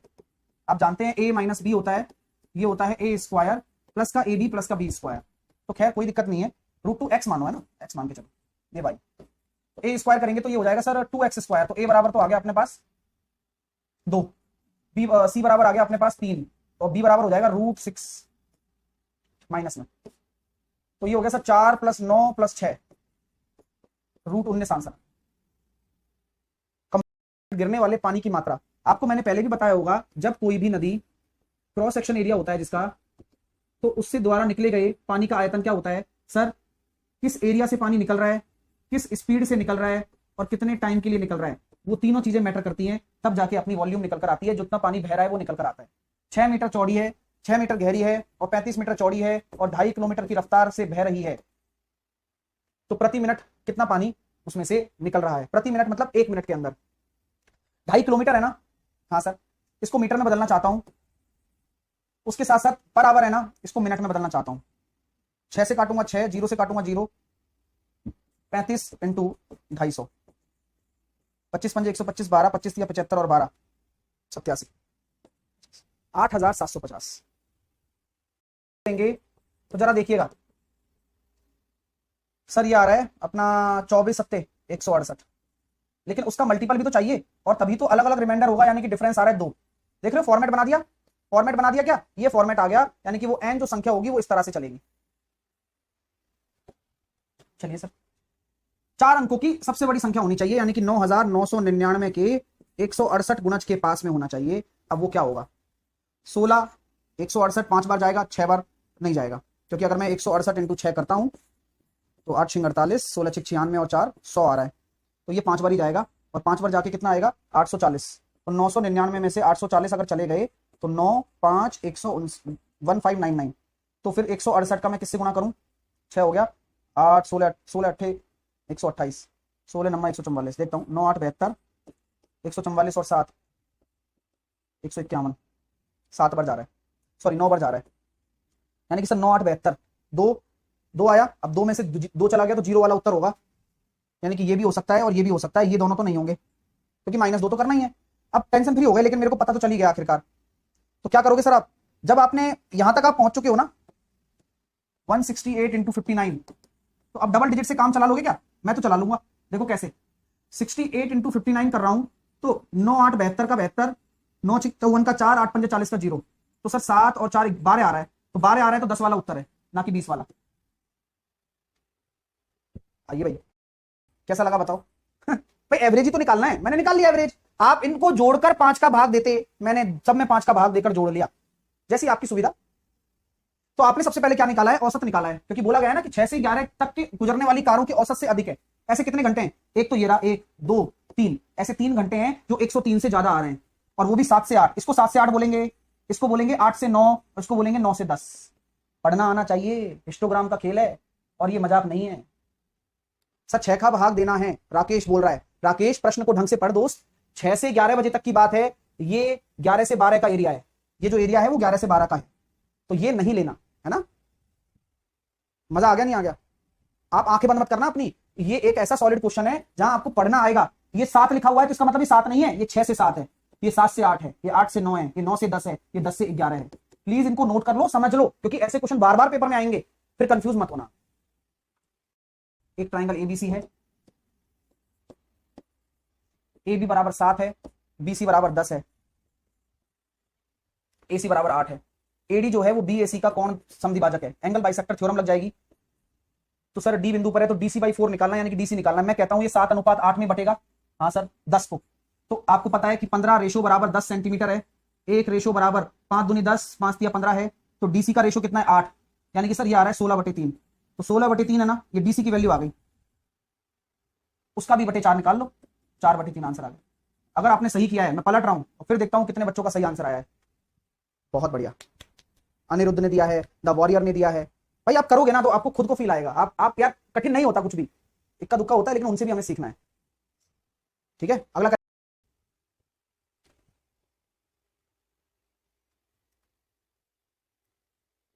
सर 8 लगातार विषम संख्याओं का एवरेज दे रखा है, तो आपको मैंने ये सिखाया था ना लार्जेस्ट कैसे निकालते हैं, डायरेक्ट तरीका। अगर आपको सर लार्जेस्ट निकालना है तो एवरेज में जितनी संख्याएं हैं 8 है ना, n-1 जोड़ दो तो ये लार्जेस्ट आ जाएगा, यानी कि 28 + 7 ये तो हो गया 35, और स्मॉलेस्ट 28 में से 7 घटा दो 21, और इन दोनों का आपको क्या पूछा गया है, सबसे छोटी सबसे बड़ी का योग। मजा आ रहा है भाई, अच्छा लग रहा है, दिल से लाइक करते रहिए यार। और ये रेगुलर आपके लिए गुणा पाई की वैल्यू पता है क्या दे रखी है, 3.14 × r, यही है ना। और देखो यहां से तुरंत पता लग जाएगा आपको, अरे सर ये तो गजब हो गया, दिख तो रहा है r बराबर कितना आ गया, 10 आ गया, कट रहा है ना, देखो वाह। आयतन दे रखा है सर बेलन का, बेलन का आयतन क्या होता है, पाई की वैल्यू फिर से मैं 3.14 रखूंगा, r² यानी कि 100 रखूंगा, h निकालना है, और ये बराबर कर दिया 8792 के। अब आप बिल्कुल भी संकोच मत करना, मैं ऐसी कैलकुलेशन बताने वाला हूं कि आप खुश हो जाओगे। आप मुझे बताओ कि 4 के पहाड़े में 2 कब आता है, 4 के टेबल में 2 कब आता है, 4 दूनी 8, 4 तिया 12 3 बार आता है, और 4 8 32 8 बार आता है। तो आप मुझे बताओ कि यार ये 3 बार जाएगा 8 बार जाएगा, वो पता नहीं सर, आप बताओ। अब वेलन का वक्र पृष्ठीय क्षेत्रफल निकालना है, जो कि क्या होगा 2πrh, सही बात है, हाँ 2 गुणा 22/7 भी लिखेंगे, 2.3.14, r की वैल्यू 10 × h। अब मेरी बात को गौर से सुनना, इसको मैं पॉइंट से इधर गुणा कर रहा हूं, तो ये हो जाएगा सर 2 गुणा 31.4। और वैसे भी देखो मैं इतना माथापच्ची नहीं करूंगा, क्योंकि 2πr की वैल्यू तो पहले से दे रखी है। अब आप मुझे बताओ h की वैल्यू 3 रखूं तो 8 तिया 24 4 आ रहा है, h की वैल्यू 8 रखूं तो भी 4 आ रहा है, तो इकाई का अंक 4 वाला उत्तर होगा। पहली बात तो यहां से तो अपन बच गए, लेकिन जब इसको आप काटोगे तो यहां आपको अंदाज लग जाएगा सर 28 बार जा रहा है, क्यों 28 या 84 के करीब होता है, ये 87 तो 3 बार तो नहीं जा सकता, ये 28 बार जाएगा, लेकिन फिर भी फर्क नहीं पड़ा। अगर 2 अलग अलग आ रहे होते तब तो मैं बिल्कुल कंफ्यूज ही रहता, यहां कोई दिक्कत ही नहीं थी, 8 लेना है। अब 8h का ही तो गुणा करना था, अगर 28 का 8 से गुणा करोगे तो भी 8 8 64 आ रहा है, और 3 से करोगे तो भी, तो फर्क नहीं पड़ता, आप यूनिट डिजिट से उड़ा सकते थे इसको। ठीक है, चलिए अगला। 15 साल और 16 साल की अपनी 2 बेटियों के नाम एक जायदाद कर दी, इतने रुपए जमा करा दिए, 18 साल की उम्र के में बराबर रकम उनको मिलेगा, चक्रवर्ती ब्याज के हिसाब से 10% रेट है, यानी कि बराबर रकम मिलेगा। तो जोसेफ की जो पहली बेटी है वो 10% की रेट से, अमाउंट कितना हो जाएगा 11/10, कितने साल के लिए वो 15 साल की है तो उसको 3 साल बाद मिलेगा, और दूसरी बेटी को वही 11/10 की दर से जो अमाउंट होगा वो 2 साल बाद मिलेगा, क्योंकि वो 16 साल की है, और 18 साल होने पर बराबर रकम हो जाएगी। तो 18 साल होने के लिए इसको 3 साल चाहिए, उसको 2 साल चाहिए, अमाउंट बराबर हो गया। तो यहीं से ये निकल कर आया कि अगर दोनों के प्रिंसिपल का अनुपात निकालोगे तो इस घात से ये कट जाएगा, तो 10/11 हो गया। तो 21 जो अनुपात है वही टोटल राशि है जो बांटी जा रही है उन दोनों बेटियों में। तो 21 दूनी 42, 21 पंजे 105, 2500 रुपया बोला गया है। छोटी बेटी को कितना मिला? छोटी बेटी वो होगी जो 15 साल की है, यानी कि P1 निकालना है, तो 25,000 आंसर आ जाएगा। कैसा लगा क्वेश्चन? एक नंबर क्वेश्चन है भाई। 235 मीटर लंबे दो पुल को 100 सेकंड और 60 सेकंड में पार करता है। एक 400 मीटर लंबा पुल है, एक 235 मीटर लंबा पुल है। यहां 100 सेकंड लिए जा रहे हैं, यहां 60 सेकंड लिए जा रहे हैं। आपसे मेरा यही मानना है कि कितना ज्यादा? 165 मीटर ज्यादा। क्यों? 40 सेकंड में। तो 40 सेकंड में ये है, तो 10 सेकंड में कितना? 10 सेकंड में क्यों निकाल रहे हो सर? क्योंकि 60 सेकंड का एक्चुअल डिस्टेंस पता लग जाएगा, तो इसमें पहले से इंक्लूडिंग होगा वो इसका रेल इंजन का। तो मैं दिमाग लगा रहा हूं कि 60 सेकंड का निकाल लेता हूं। तो 60 सेकंड का निकालने बैठा तो इसको काटा मैंने 2 से 3 बार और 2 से काटा 2 बार, यानी कि सर ये हो गया 5 या 15 48, 495/2, 495/2 हम करेंगे तो ये निकल कर कितना आ रहा है? 2 दूनी 4, 2 चौके 8 और 2 सत्ते 14, 247.5। तो आपको पता लग गया ना कि यहाँ तो 235 आ रहा है 60 सेकंड पे, यहाँ 245, 247। तो उसमें क्या है? उसमें इंजन की लंबाई भी जुड़ी हुई है, तो 12.5 इंजन की लंबाई है, लेकिन उस 12.5 लंबाई का दुगना पूछा गया है। 25 आंसर। कैसा लगा तरीका? हाँ, बहुत अच्छा क्वेश्चन है। और देगा 90 रखने से एक वर्ग तो आपको ठीक है कि यार 90 रखने पर ये 0 हो गया, साइन 1 हो गया, tan और cot में फर्क पड़ जाएगा, लेकिन अंडरस्टैंड यहां पाप हो जाएगा, तो पाप तो कर ही नहीं सकते हो आप। बोले यार बात तो सर सही कह रहे हो आप, तो थीटा वाली बात तो नहीं कर सकते, लेकिन पावर 6 है। तो आपको एक फॉर्मूला याद है क्या? a + b का होल क्यूब बराबर क्या होता है? सर ऐसा क्यों कर रहे हो? मैं अभी पता लग जाएगा आपको, और ये हमेशा दिमाग में रखना है आपको, यही फॉर्मूला होता है ना। तो सर इसका क्या लॉजिक है यहाँ पर? इसका ये लॉजिक है कि अगर मैं a को साइन स्क्वायर थीटा मान लूं और मैं b को कॉस स्क्वायर थीटा मान लूं, तो बताओ क्या कहते हो आप? तो देखते हैं क्या होता है। अगर आप ऐसा मान रहे हो सर, तो ये हो जाएगा sine square theta plus cos square theta. देखते जाना, जिनको नहीं हुआ उनसे बोल रहा हूं, जिनको हो गया कोई दिक्कत वाली बात ही नहीं है। का होल क्यूब बराबर क्या होगा? साइन की पावर 6 थीटा प्लस कॉस की पावर 6 थीटा, बोलो हाँ या ना, plus 3 sine square cos square, और ये हो जाएगा 1, क्योंकि ये तो 1 ही है ना, तो ये भी 1 हो गया। तो 1 बराबर साइन की पावर 6 थीटा प्लस कॉस की power 6 theta plus 3 sine square cos square हो गया। हाँ या ना में जवाब देते जाना बस, और जब सीखने को मिल रहा है ना तो बस आनंद लीजिए आप इस कंसेप्ट का। तो कहने का मतलब है गुरुजी, आप इसकी जगह आप ये रखना चाह रहे हैं। मैंने कहा बिल्कुल सही समझे आप। तो मैंने 1 - 3 sine square theta cos square theta रख दिया, -1 पहले से ही है, ये कट गया, तो मेरा ये आ गया। बस ये पूरा जो सेटअप है ना, ये आ चुका है। चलो सर, बहुत अच्छी बधाई हो, आ गया आपका ये पूरा का पूरा सेटअप। चलो सर, अब मुझे बताओ, tan स्क्वायर और कॉट स्क्वायर है, इसको क्या मैं 1 + 1 लिख सकता हूं? तो 1 + tan स्क्वायर बराबर सेक स्क्वायर, और 1 + कॉट स्क्वायर बराबर कॉसेक स्क्वायर। ये बढ़िया था सर। और यहां क्या है? प्लस का 1। बोलो मेरे दोस्तों, बोलते जाओ भाई। 1 + tan स्क्वायर बराबर सेक स्क्वायर, 1 + कॉट स्क्वायर बराबर कॉसेक स्क्वायर। ये आपके सामने आ गया, ठीक है। अब आप बताओ, कुछ और करना हो या नहीं करना हो, और दिमाग लग रहा हो, हाँ मजे से आप सीखिए प्लीज, क्योंकि अभी जब चीजें अब आपके सामने आएंगी तो आपको और अच्छा लगेगा। सर इसे लेंदी पड़ रहा है बहुत। कुछ भी लेंदी नहीं है विक्की, जब पहली बार सीखते हो ना तो मैंने ये समझाया है। अगर मैं डायरेक्टली लिख देता ना तो तुम्हें कुछ लेंदी नहीं पड़ता, मैं जानता हूं ना, तो कुछ लेंदी नहीं पड़ता डायरेक्ट लिख देता। तो वो क्या है, जब आप सीख रहे होते हैं ना, इस चीज को मैं डायरेक्टली ये लिख सकता था, फॉर्मूला नहीं लगाता, लेकिन मैंने तुम्हें समझाया कि भाई ऐसे फॉर्मूला लगता है, आप अपना बुद्धि चलाइए बस। अब यहां पर आप देखिए, साइन को कॉसेक खा जाएगा और इसको ये सेक खा जाएगा, -3 + का 1 - 2, ये आंसर आ जाएगा।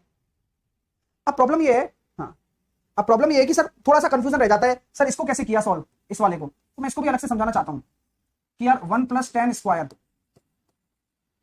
ठीक है, और 1 + कॉट स्क्वायर,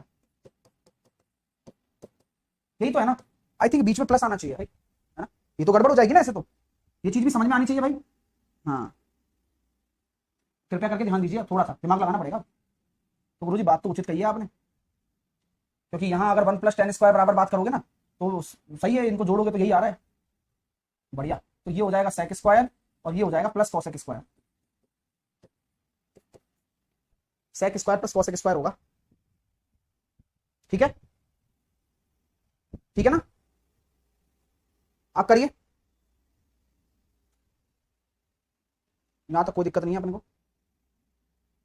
मैं फिर इसका अंदर गुना करूंगा तो ये खत्म हो जाएगा। सही है, करते हैं, देखें इसको, -3 है ना, -3 sine square theta into cos square theta का, पहले सेक स्क्वायर से गुना कर लो, माइनस, फिर -3 साइन स्क्वायर थीटा और कॉस स्क्वायर थीटा का, कॉसेक स्क्वायर से कर लो, समझ में पूरा आना चाहिए। तो सर देखो साइन कॉस स्क्वायर इसको ले गया तो -3 sine square theta -3 cos square theta, बात वही पड़ गई ना, खुश। अब कॉमन ले लोगे -3 तो ये हो जाएगा 1 + 1, आंसर -2 आएगा। लेकिन सही तरीके से करो, रटना नहीं है, ठीक है। ठीक है, तो आराम से मैं एक एक चीज स्टेप बाय स्टेप बता रहा हूं, जिससे जो मैं क्लास लूं उसका यूज आप कर पाओ अच्छा वाला। कैसा, आप अगर इस वाले ट्रायंगल को ले रहे हैं इन दोनों को, तो आपकी जिम्मेवारी बनती है कि बीडी का AB से रेशो बराबर कर दो BE का BF से रेशो के, ठीक है। बड़ा वाला ट्रायंगल लिया, ये 3 वाला। अब मैं ले रहा हूं इस वाले को, तो BD का AB से रेशो बराबर कर दीजिए BF का BC से रेशो के। आपको पता है कि ये वाला पोर्शन कोई, तो BE कितना है 4, BF कितना है 10, BF कितना है 10 और BC निकाल लो, तो ये हो गया सर BC बराबर 25। कैसा लगा बता दो आप तो, और आदत पड़ जाएगी, मैं बता रहा हूं आपको। पहले तकलीफ आती होगी ऐसे क्वेश्चन में, कोई टाइम टेकन नहीं है राजेंद्र योगी, टाइम टेकन तब लगता है जब आप पहली बार कर रहे होते हो। 21वें मैच में 87 रन बना दिए, प्रति मैच रनों का औसत 2 से बढ़ गया। 21वें मैच से पहले बताओ, 21वें मैच से पहले 20 मैच खेले, उनमें एक्स था। 21वें मैच में यानी कि अगले मैच में 87 रन बना दिए, एवरेज 2 से बढ़कर निकल आया। यहां अंतर 2 का आ रहा है, तो 1 से 2 20 से 40, x + 2 बराबर 47। तो 21 में पहले तो x की वैल्यू निकालनी है, तो 45 आंसर है, क्योंकि x 20वें मैच में बताना है आपको, तो 45 आंसर आएगा, 47 नहीं आएगा। अगर बोला जाता 21वें मैच के बाद बताओ तो 47 आता, 21वें मैच से पहले तो x की वैल्यू निकाल। मजा आ रहा है डियर? हाँ या ना में जवाब दो, अगला करके दिखाओ। चलो 15, 16, 17, 18 में एक फर्नीचर की दुकान की औसत बिक्री इतनी है, जबकि वर्ष 2016, 17, 18, 19 में इसकी औसत बिक्री इतनी है। तो 19 में इतनी है तो 15 में कितनी होगी? कहानी घर घर की, लेकिन अब यहाँ डेटा चेंज हो गया। जैसे कि सर 15, 16, 17, 18, 16, 17, 18, 19, तो 16 खत्म, 17 खत्म, 18 खत्म। अब 18 450 और 16 300 कितना आ रहा है? 2150। लेकिन इसको 4 से गुणा करना पड़ेगा अब, क्यों? क्योंकि यहां देखो ना 4 साल है, इसलिए है। मजा आ रहा है? तो 2019 में ये बढ़ा है ना, तो 2019 में दे रखा है और 2015 में निकालना है। 19 में दे रखा है आपको 9200 में से माइनस कर दो 8000 और 600, तो 600 आ गया। कैसा लगा बताओ? कैलकुलेशन कैसी लगी? तरीका क्या होता है? आपको पहली 17 विषम संख्याओं का एवरेज निकालना है। मेरे को नहीं पता सर, मैंने कहा पहली 3 का कितना होता है? पहली 3 का एवरेज तो 3 ही आ रहा है। अच्छा पहली 4 का कितना होता है? पहली 4 विषम संख्याओं का 1 3 5 7, तो ये हो जाएगा बीच में 4, तो 3 का 3, 4 का 4, तो 17 का 17। अरे ये सही है। अगर मान लो यहाँ सम संख्या होती तो आंसर होता n+1। सर ये कैसे याद करें अपन? मैंने कहा भाई 2 और 4 और 6 का कितना होता है? 3 का आ रहा है 4, 2 4 6 8, 4 का कितना आ रहा है 5, तो एक ज्यादा आ रहा है, तो n+1 बन जाता है अगर सम होती है तो पहली। लेकिन प्रथम की बात की जाएगी हमेशा। हाँ, अगर विषम है तो वही रहेगा, सम है तो अगला में दिए गए बृहस्पतिवार, शुक्रवार, शनिवार, और शुक्रवार शनिवार रविवार। अब आप खुद बताओगे बिना पेन, मतलब पेन कम से कम चलाओ। तो सर ये कैसे होगा? वही तरीका भाई, शुक्रवार गया शनिवार गया खत्म। अंतर क्या आएगा? रविवार और बृहस्पतिवार का, यानी कि संडे माइनस थर्सडे। कितने का गैप आ रहा है? 1 डिग्री इंटू 3 डिग्री का। तो रविवार का तापमान 40 है, तो थर्सडे का क्या होगा? 37। अब तो कर लिया होगा एक तरीके से, स्टैटिस्टिक्स का क्वेश्चन बन गया। लेकिन बात वही है कि यहाँ x है, यहाँ f है, तो fx कितना हो जाएगा? 15 5 75, 8 दूनी 16, 11 दूनी 22 का 2, कैरी आया 2, 11 दूनी 22 और 2 24, 480 और 25 तिया 75, 7 25 दूनी 50 और 7 57, 18 तिया 54, 13 तिया 39, 3 13 तिया 39 और 3 42, 38 दूनी 76, 5 और 2 7 और 5 12, 12 और 9 21 और 6 27, 9 और 6 15 और 4 19 और 8 27 और 7 34 और 4 38 और 2 40 और 7 47, 5 6 7 4 11 11 और 5 16 16 और 5 21 और 4 25, और टोटल कितने परीक्षण है? 100। तो आपका जो एवरेज आ जाएगा वो 25.77 आ जाएगा। बढ़िया क्वेश्चन है ना। 1991 और 1992 में औसत वर्षा 70 सेंटीमीटर थी। क्रमागत वर्ष 1989 1990 1991 में 65 सेंटीमीटर हुई। 1992 में वास्तविक वर्षा 60 है, तो 1989 में कितनी है? अच्छा मैं आपको एक चीज दिखाना चाहता हूं। 1990 1991 1992 आपको शानदार तरीका बताऊंगा। एवरेज 70 है, 70 इंटू 3 भाई 3 सालों का हो गया। इसी के साथ 1989 1990 और 1991, तो आपने एक चीज नोटिस की होगी कि यहाँ 65 है इंटू 3। अब यार आपको ये समझ में आ गया कि जब आप इसमें से ये घटाओगे तो ये भी खत्म हो गया और ये भी खत्म हो गया। यानी कि 1992 में हुई वर्षा और 1989 में हुई वर्षा का जो अंतर आ रहा है वो 15 आ रहा है। 1992 में हुई है 60, तो 60 में से 15 गए, तो 1989 में हुई वर्षा कितने सेंटीमीटर हो गई? 45 सेंटीमीटर। और यही पूछा गया है। डायरेक्ट भी किया जा, अच्छा कुछ होगा ना, कुछ औसत है तो एक्स मान लो। 16 पारियों का एक्स एवरेज है, 17वीं पारी में 80 रन बनाए तो 80 एवरेज हो गया, और ये एक्स प्लस 2 हो गया, 2 बढ़ गया ना ओवरऑल। ठीक है सर, कोई दिक्कत नहीं। ये आ गया 2, 1 बराबर 2 है तो 16 दूनी 32, तो एक्स प्लस 2 की वैल्यू क्या होगी, 80 माइनस का 32, 78, 30, 48। तो 17वीं पारी के बाद में 48 होगा एवरेज, 17वीं पारी के बाद में एवरेज जो होगा वो 48। किसी कक्षा के 15 विद्यार्थियों का जो औसत है वो 15 साल है, इनमें से 5 विद्यार्थियों का जो औसत है वो 14 साल है, और अन्य 9 विद्यार्थियों का जो औसत है वो 16 साल है।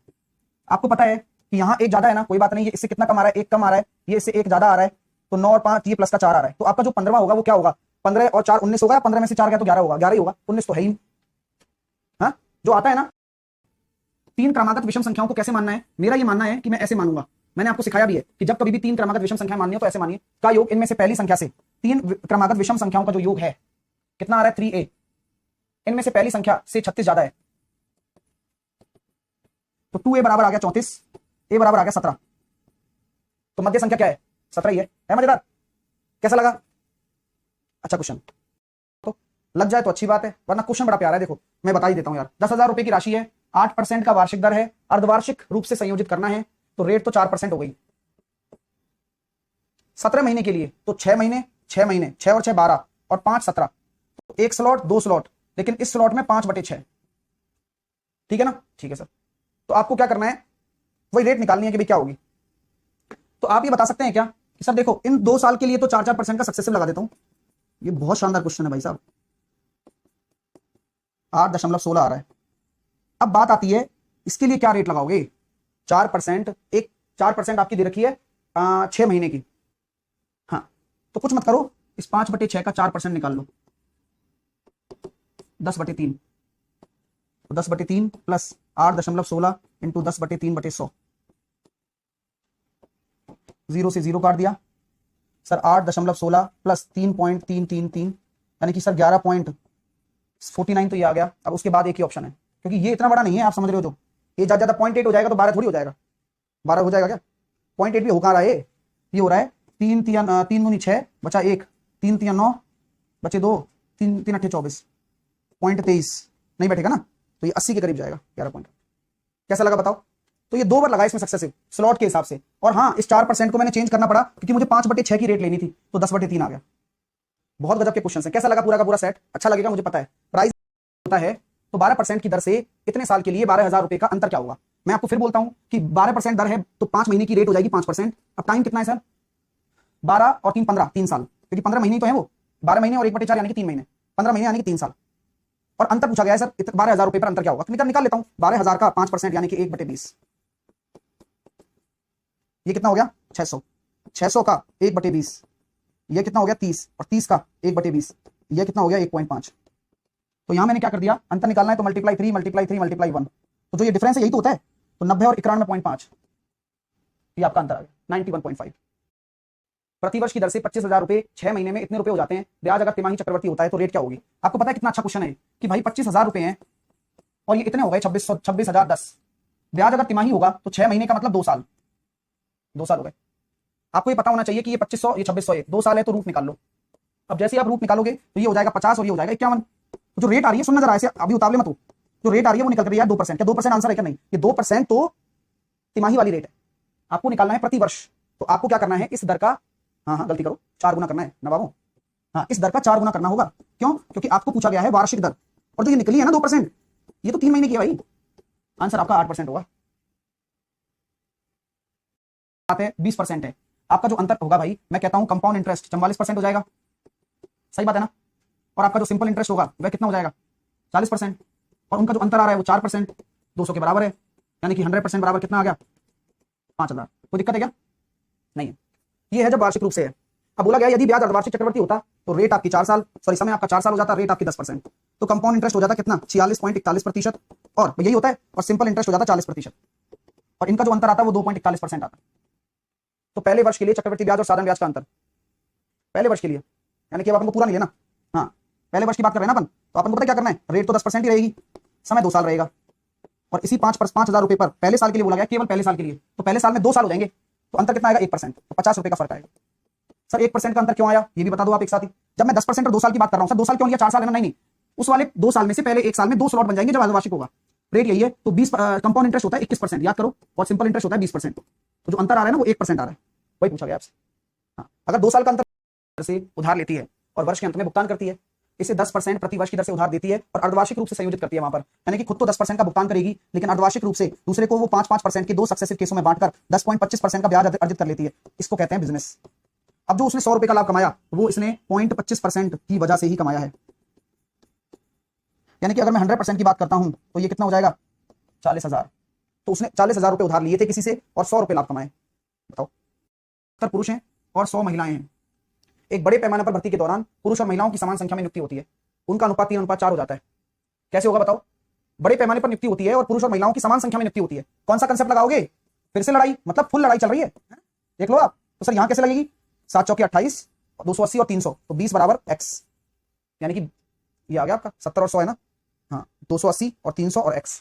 तो आपसे बोला गया सर भर्ती के बाद, अब देखो वहां लिखा हुआ है ना भर्ती के बाद, ठीक है, तो भर्ती के बाद कितने लोग हो गए, कुल लोगों की संख्या, तो सर ऐसी बात है 170 और 40 210, तो आंसर कितना आ जाएगा 210। भर्ती के बाद कुल कार्यरत लोग कितने हैं 210 है, 170 तो पहले वाले हो गए और अब 70 और जुड़ गया। आई बात समझ में, मजा आ रहा है आप लोगों को, चीजें क्लियर हो रही हैं।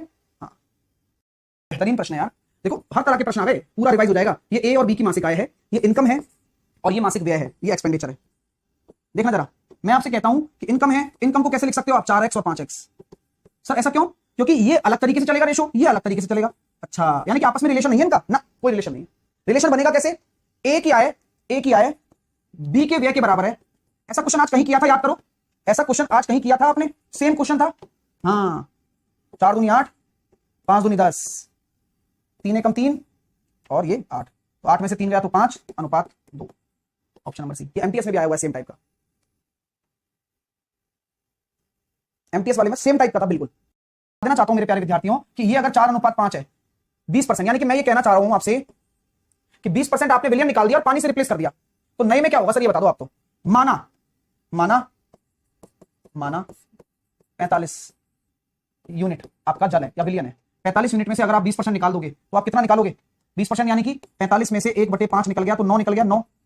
अब 9 किस अनुपात में निकलेगा, 4:5 में, यानी कि ये अगर एसिड है और ये अगर वाटर है तो ये है होगा कितना 5 चौके 20, 55 25, तभी तो 45 आ रहा है, ये माना है मैंने।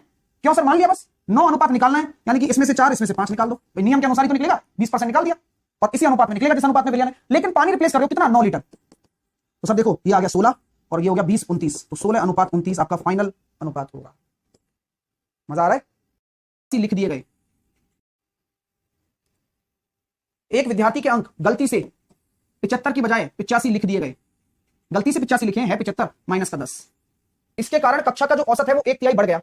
अरे यार ये क्या चक्कर हुआ, अंक 75 की बजाय 85 लिख दिए गए, ठीक है, अब औसत जो है वो 1/3 बढ़ गया, यानी कि जो इनकी औसत 1/3 घटेगा बढ़ेगा, आई थिंक घटेगा। एक विद्यार्थी अगर भूल से 75 की, अच्छा, इस भूल की वजह से 10 अंकों की वजह से एवरेज बढ़ गया, ओके, ये भूल की वजह से 1/3 बढ़ गया, तो छात्र कितने होंगे 30 खत्म। आपको बात समझ में आई कि इस भूल की वजह से एवरेज बढ़ गया, तो 10 की जो वृद्धि हुई है उससे 1/3 बढ़ गया। सर ये क्या होता है, आप यही तो सीखते हो कि जो आपकी वृद्धि या कमी हो रही है उसी को ही तो संख्या में बांटते हो, तभी तो केक करती है सब में बढ़ती है, तो एवरेज इतना इंक्रीज हो रहा है, इसकी वजह से हो रहा है। कितने लोग होंगे, 30 लोग होंगे, तभी तो। कैसा लगा सेशन, जल्दी से मुझे बताइए। आसानी से ये आपने सीख लिया और इस पर एक प्रश्न जरूर घटाना। ये घटाने का तरीका आप जानते हैं, 159 माइनस 1/7, और इसको जब घटाने का तरीका जानते हैं आप 158 6/7, तो 6/7 कितना होता है, 14×84, 158 पॉइंट कुछ आपका राइट आंसर आएगा, ऑप्शन नंबर ए आंसर आ गया। क्लियर हो रहा है आइडिया, मजा आ रहा है। तो डायरेक्ट आप इस तरह के प्रश्नों को बनाएंगे आप पेपर में।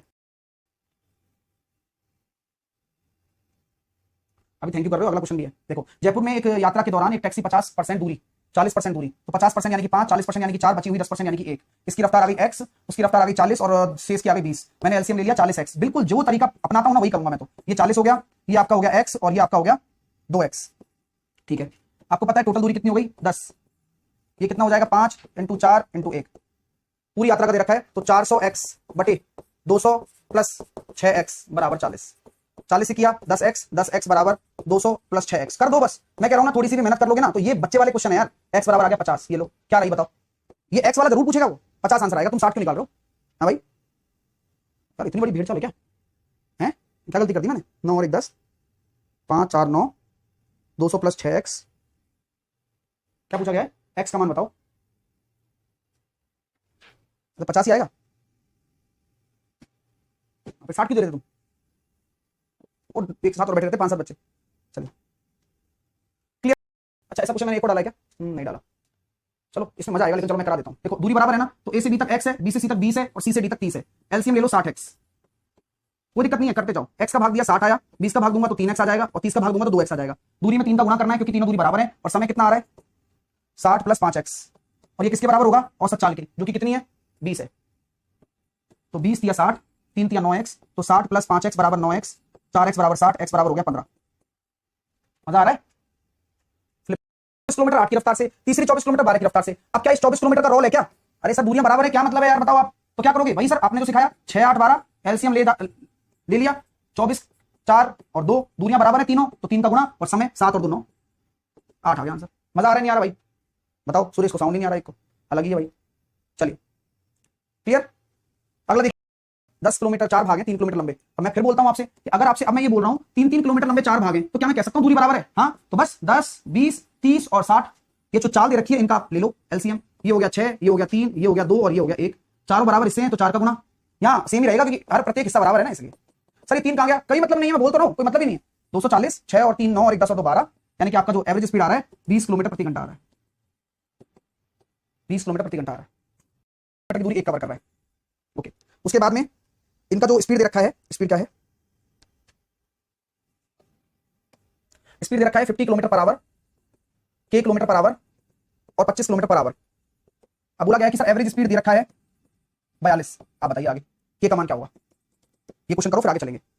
अगर पूरा कॉन्सेप्ट अगर समझ में आ गया है तो इस क्वेश्चन को बनाइए फिर आगे चलेंगे। हाँ। ये दूरियां दे दी। अब देखो यहां कॉन्सेप्ट कॉमन है भाई साहब, दूरी पता है 250 300 420 कुल दूरी। अब समय 50/250 5 घंटे, 25 दूनी 50 2 घंटे, और ये 120/x, मैंने 120/k ऐसे कैसे लिख दिया, 42 दे रखा है तो इज्जत से देखो कितने प्यार से कट गया। और क्या लोगे आप 7 घटाओगे तो k बराबर अपने आप आ जाएगा 40, क्योंकि 7 घटोगे तो 3 बचेगा, तो k की वैल्यू आ गई 40 किलोमीटर प्रति घंटा। Clear my dear. ये क्वेश्चन मैं तो बराबर दूरी तय कर ही नहीं रहा हूं, ये 1 कर रहा है, ये 2 कर रहा है और ये 3 कर रहा है या 2 कर रहा है। अब क्या करें, तो भाई इनकी डिस्टेंस का रेशो दे दिया, मान लो आपकी इनकी स्पीड भी दे दी, आपको स्पीड दे दी 1 की 40 1 की 15 और 1 की 60, तो आप बताइए एवरेज स्पीड क्या होगा इस केस में। अब यहाँ आपकी जो चीजें मैंने सिखाई हैं वो थोड़ी बदल जाती हैं और इतनी भी नहीं बदलेंगी कि जिससे क्वेश्चन ना कर पाओ, लेकिन ये टिपिकल बन गया, तब एवरेज स्पीड कैसे निकालोगे। हाँ देखो एक बच्चा कह रहा है सीआईएसआई करा दीजिए, करा दिया भाई, आप आए नहीं, लेकिन क्या करें बताओ, 2 दिन पहले कराया, यही तो है ना भाई, जिंदगी में यही होता रह जाएगा कि एवरेज स्पीड हो, सीआईएसआई करा दो सीआईएसआई करा दो, जब कराया जाता है तब आता नहीं है। और ये बच्चे मेरे को बिल्कुल पसंद नहीं है ऐसे। 4 तिया 12 15 8 120 6 दूनी 12, यहाँ तक संतुष्टि है। अब वहां 120 में किसका गुणा होगा, जितने भागों में दूरी को बांटा गया है, 2 दूनी 4 और 1 5, और जिसके अनुपात में बांटा गया है उसके टाइम से भी गुणा आपको करना है। मैं दोबारा बोलता हूं, जिसके अनुपात में भी बांटा गया है ना उसके भी टाइम से आपको गुणा करना है।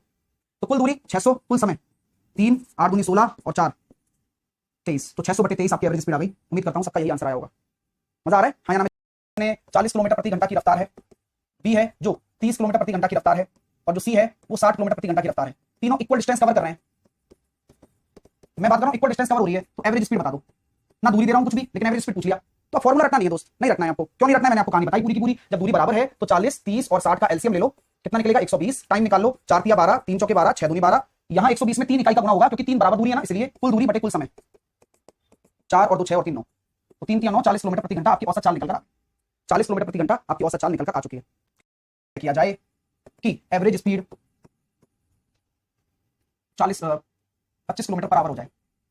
अब ये क्वेश्चन बन गया, अब आप बताइए कैसे करोगे, बोलो, क्योंकि अब हर कंसेप्ट अलग अलग चीज पे चलता है। आप एक कंसेप्ट 2xy/x+y थोड़ी बनेगा, एवरेज स्पीड का जो बेसिक कंसेप्ट है उसको फॉलो करना हमेशा बहुत आवश्यक रहेगा। चलिए, तो अगर हम ये बात कह रहे हैं आपसे तो आप ये समझेंगे भी कि सर अभी आप जो समझा रहे हो तो कुल दूरी 40 + 60 + 50 ये आपकी कुल दूरी है बटे कुल समय 2 घंटे 2 घंटे। अब यहाँ समय क्या बता रही है, लेकिन कोई बात नहीं है, आप इसको 50/x ही मान के चलिए, और आपकी जो स्पीड आ रही है वो आ रही है 25, वही काम कर रहे हो 150, 25 से मैंने इस पूरे को काट दिया कितनी बार 6 बार, तो यहाँ मैं कह सकता हूँ 6 बराबर 4 + 50/x, x बराबर कितना आ जाएगा 25, तो यही आपकी चाल आ गई 25 किलोमीटर प्रति घंटा। तो इस तरह से आप इस वह बड़ी से बड़ी संख्या क्या होगी जिससे 61 72 और 83 को भाग देने पर शेषफल 1 2 3 प्राप्त हो, क्या करना पड़ेगा। ये तो सर एससीएफ का क्वेश्चन है, अरे यार सही कह रहे हो, और जो रिमाइंडर दे रखा है उसको आपस में घटा दिया 60 70 80 और इसका एससीएफ निकाल लो, 10 ही आ रहा है 10, तो 10 वह बड़ी से बड़ी आपका होगा एलसीएम ही, एलसीएम निकालना है, के से गुणा करना है, रिमाइंडर आ रहेगा, बस खेल यही है। तो सर 1936 उसमें से मैं क्या घटा दूं, एलसीएम कितना आ रहा है 9 10 और 15 का एलसीएम 90 आएगा, चाहे तो कैलकुलेट कर लो, 3 5 और 2 90 आ रहा है इंटू के प्लस का 7, रिमाइंडर सेम है। अब आप पता क्या करो, आप के का ऐसा मान रखो जो 1900 से छोटा हो, बिल्कुल छोटा। गुरुजी थोड़ा सा टिपिकल टास्क है, मैंने कोई बात नहीं लेकिन करना तो पड़ेगा। बोले यार अगर आप रखना ही चाहते हो तो 20 रखने पर 1800 आ रहा है ना, 20 रखने पर 1800 आ रहा है, और 22 रखने पर 9 दूनी 18, 9 दूनी 18 और 1980 आ रहा है। 1980 आपको चाहिए नहीं, 21 रख दो, तो 90 इंटू 21 रखेंगे तो कितना आ रहा है 1890, 1890 प्लस 7, तो 1870 में अगर चला जाएगा 1936 में से 1870 में अगर चला गया तो 16 में से 9, 39 आंसर आ रहा है भाई। यही आंसर है क्या, मजा आ गया? 39 विल बी राइट आंसर। 2 2 3 6 दूनी 12 9 108 फॉर्मेट बना रहा हूं। हाँ, अभी मैंने आपको सिखाया ना कि अलग अलग रिमाइंडर होता है तो एक डिफरेंस होता है सर। अब वो डी क्या है कौन बताएगा सर? डी ऑलवेज सेम होगा, जैसे कि 18 और 5 का 13 आ रहा है, 27 और 14 का भी देखो 13 ही आएगा, अंतर हमेशा सेम रहेगा, तो आप उस चीज के लिए निश्चिंत रहें आप। तो ये जो 13 है ना ये डी है, तो आपका आंसर कितना आ गया 108 माइनस का 13 95। सबसे छोटी की बात कर रहा है इसलिए। ये एससीएफ का क्वेश्चन है जिसे 3026 और 5053 को भाग देने पर 11 और 13 बचे। अच्छा अलग अलग रिमाइंडर है तो बस इसकी किस्मत में 11 इसकी किस्मत में 13, क्योंकि इस क्वेश्चन की तो हाल मसाला मांगी रही है, क्योंकि घटेगा तो सही ना जब एससीएफ है तो बोल ही दिया नियम है उसका। अब आपको इन दोनों संख्याओं का एससीएफ निकालना है, ऊपर वाले से कोई लेना देना नहीं है अब आपका। अच्छा ये बात है, बिल्कुल ये बात। तो सर कैसे निकालूं? तो आप देख लो 6 और 3 9 9, यानी कि 9 से तो जाएगा ही जाएगा, क्योंकि ये भी 9 से है ये भी 9 से है, 9 से जाएगा ही जाएगा। तो 15 तो आएगा नहीं, 30 भी आएगा नहीं, 60 भी आएगा नहीं, एक ही बचा 45।